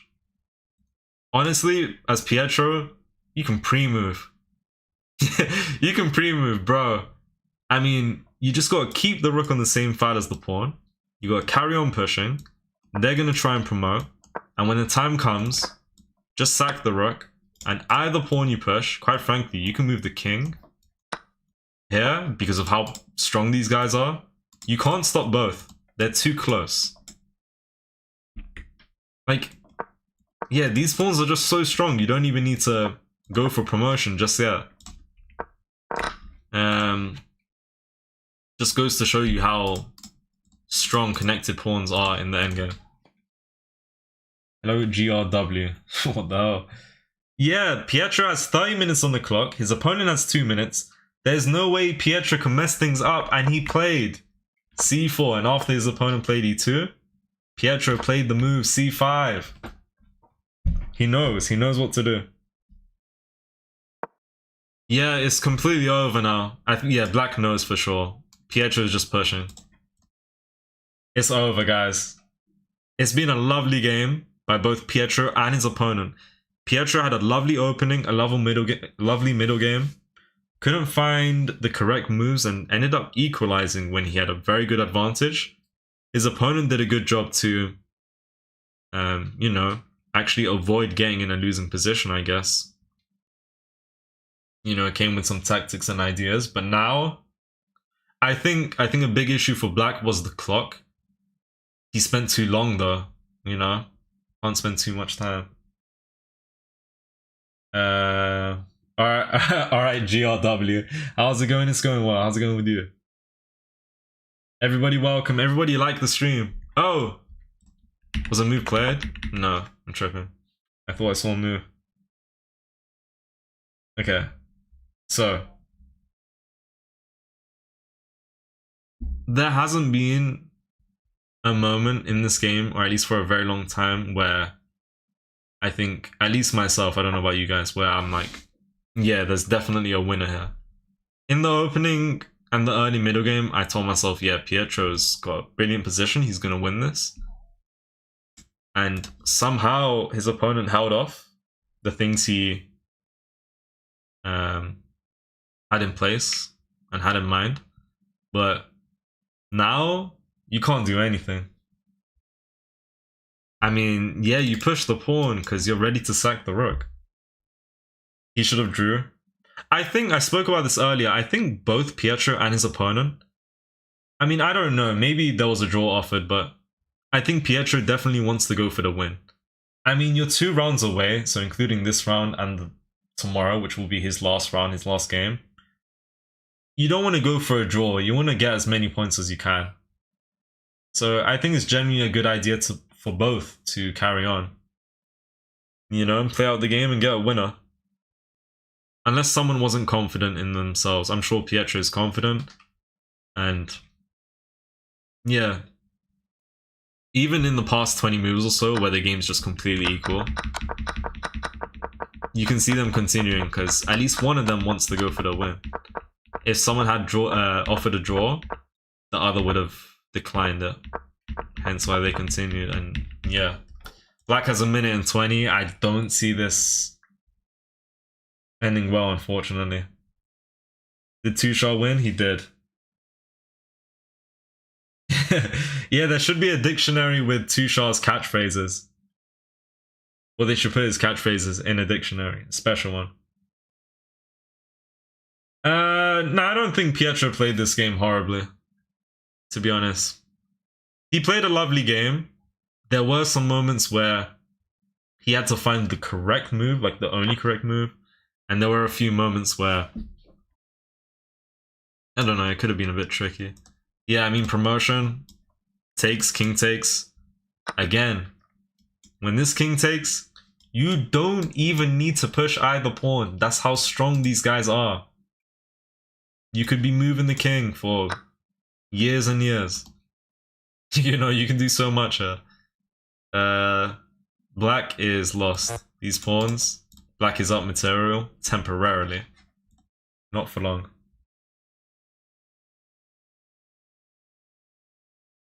BB Star said Hong Kong. No, this is not the Hong Kong flag, if that's what you're looking at. This is the Swiss flag. Switzerland. If you looked at his flag and said Hong Kong, no. Not quite. This is Switzerland. Alright. Switzerland. Yeah, Tushi's game was peak. So was this game. We being real. If we being real. Alright, hold on.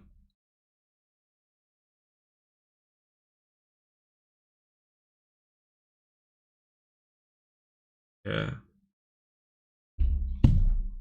What is going on in Pietro Checkmate's YouTube chat? Yosham's fame really changed you? Okay. Who you rage baiting? He used to be my friend and now he won't talk to me because he's famous. What was your name? Stop lying and making stuff up. Ignore him. Ignore him. He's... Yeah, exactly. Why would I believe you? Ignore him.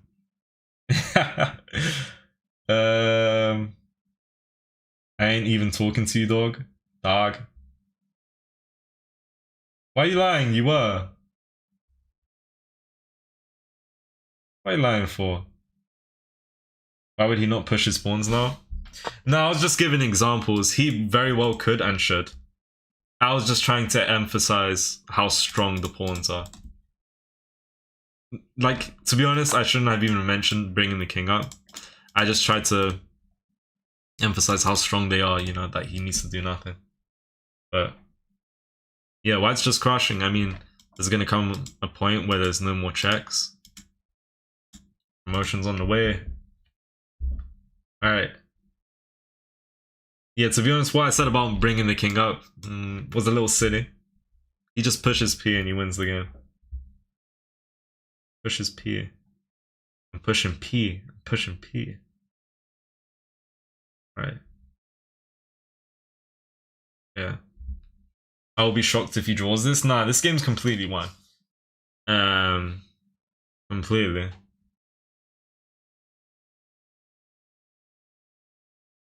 Yeah, no, Pietro's got this in the bag. This is a W. Like, you can't mess this up.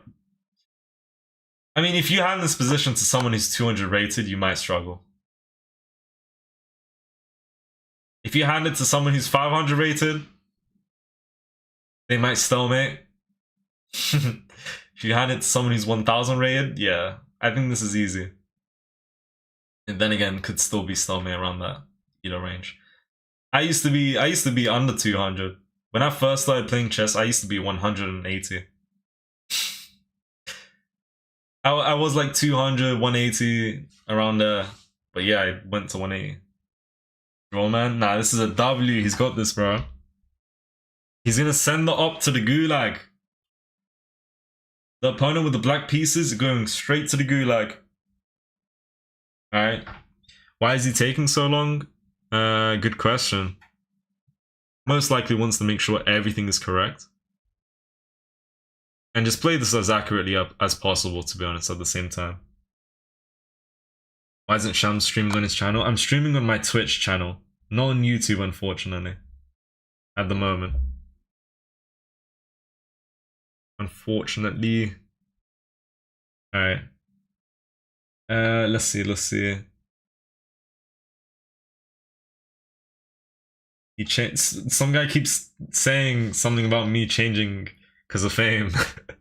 Who are you? You told me you used to know me. What's your name? Stop it. We changed each other's... No, we didn't. Ignore him. Ignore him. He's putting weird emojis. Ignore him. There are some creepy people in the chat.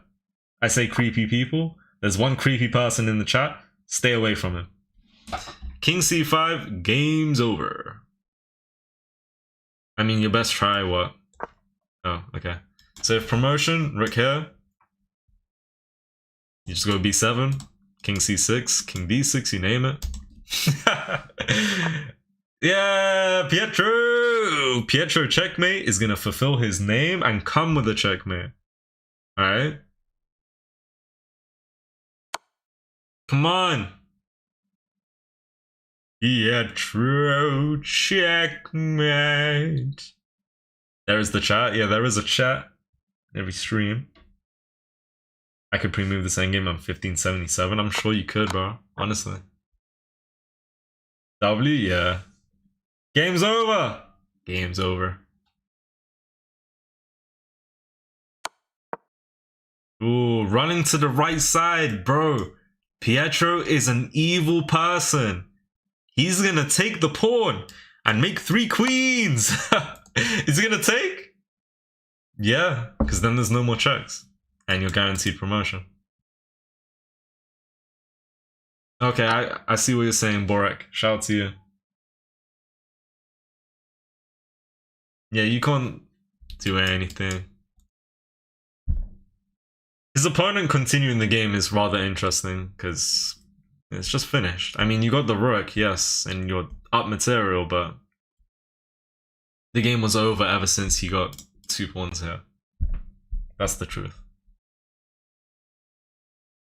His opponent's spending 4 minutes. There's just nothing to do here, bro. He's waiting for the mate. Make 3 knights Pietro and get the drawing life. The drawing life. Wait, if he gets 3 knights, will that instantly be a draw, or does he have the chance to try and checkmate his opponent? Because if you have 2 knights, that's definitely a draw. J Kim, what's up? What up, what up, what up? Could be interesting. We might see Pietro promote to a Rook or something. Who knows? He might do that under promotion type of thing. He might. Let's see and find out. Okay. Right. No, GRWH is the creepy person. You. Creepy. Me and Shams go bike riding in the countryside on Sundays. Calcium, I don't know who you are. Stop it. It's a draw? No, this is completely winning. There's no way to stop one of these pawns pushing. You can stop this guy from promoting. This guy goes. I mean, even just this. So much going on.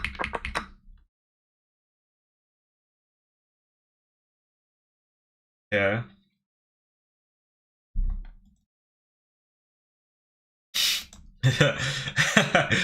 I'm reading some very suspicious messages. People need to stop with the silly messages. Otherwise, you get sent to the gulag and don't come out. Nope.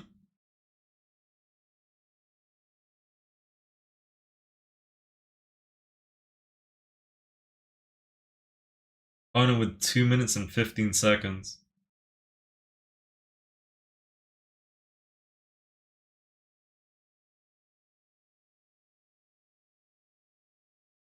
Bro, his opponent is in denial. I mean, I don't see them both at the chessboard, so I don't know what's really going on. Opponent probably wants to play the game out. Don't make me time people out. I'm gonna time out GRW. Yeah, he's getting timed out. We are timing someone out. In the chat right now. We will time them out. And send him to the shops where he belongs. Alright, Shams bro, we'll see you in your streams. Take care. Thanks for joining.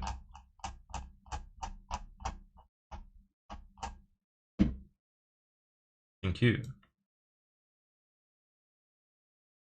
Okay. Hold on. Someone's getting timed out. We have timed someone out. Timed them out. And if he comes back, he gets blocked. Fools will resign, but only a true genius will make a draw. Now, you guys see this position, right? Opponent has 50 seconds. Do we think black can win? I mean, if you just think about what Pietro says, fools will resign. Wise players might make a draw, but only a true genius will win the game. Now, is Pietro's opponent a fool? Is he a wise player? Or is he a true genius? We're about to find out. He has 25 seconds on the clock. So it'll be interesting to see what he plays. Alright. Yeah, let's have peace for 1 minute. Very well said, bruh, gaming. Okay. Less than 10 seconds on the clock, bro.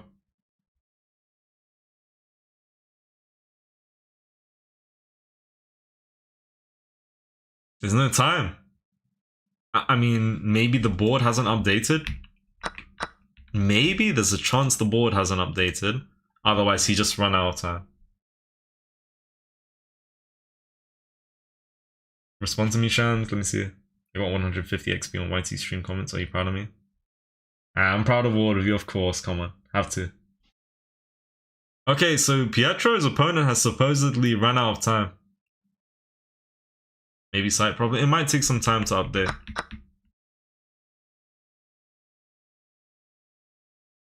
It might just take some time to update. Let's see.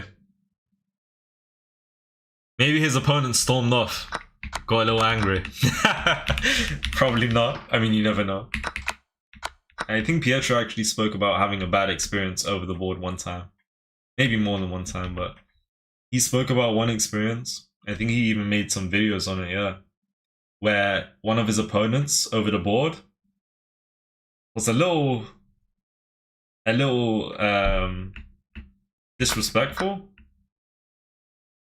Pietro won. Did his opponent... Oh, Pietro's opponent resigned. He had 4 minutes and 40 seconds on the clock, and Pietro's opponent has resigned. Pietro wins the game with 84.1% accuracy, beating his opponent who played with 78.7% accuracy. So today, Pietro's won his game, and Tushar has won his game. Happy wins, happy days, happy life. Come on. Alright. 84% accuracy for Pietro. 79% accuracy for Tushar. He played the Bomb Cloud. Wild stuff. Pietro played the London system. Had some very entertaining games. Pietro's game was a roller coaster for sure. Tushar's game, he turned into prime stockfish at the very end. 10 moves in a row. Boom, boom, boom. Just went crazy. And Pietro, once again, endgames are so tricky, and we got Pietro winning the game at the very end. Hats off to him, bro. Game could have gone either way. Pietro had a very good opening in middle game. Incredible opening in middle game. It went wrong late middle game. And endgame, very tricky, and it could have gone either way. Like there's a point where Pietro's opponent is +4 if he pushes, and if you push, you sack, because if it takes promote. All difficult stuff. And even here for Pietro, you win with c4, and there's rook e7, and rook here, this, that, if king here, push, king here. This, you know, a bunch of things going on. Like these pawns are so strong, and that's kind of what helped Pietro win in the end, as you can see. The 2 pawns being super strong. The reason why Pietro was able to sacrifice a rook is because the pawns are connected. That's what made things just really nice and easy for Pietro. You know, a lot of us spoke about who we preferred, black or white, in what was it? It was something like this position earlier. Right here, very difficult position for both.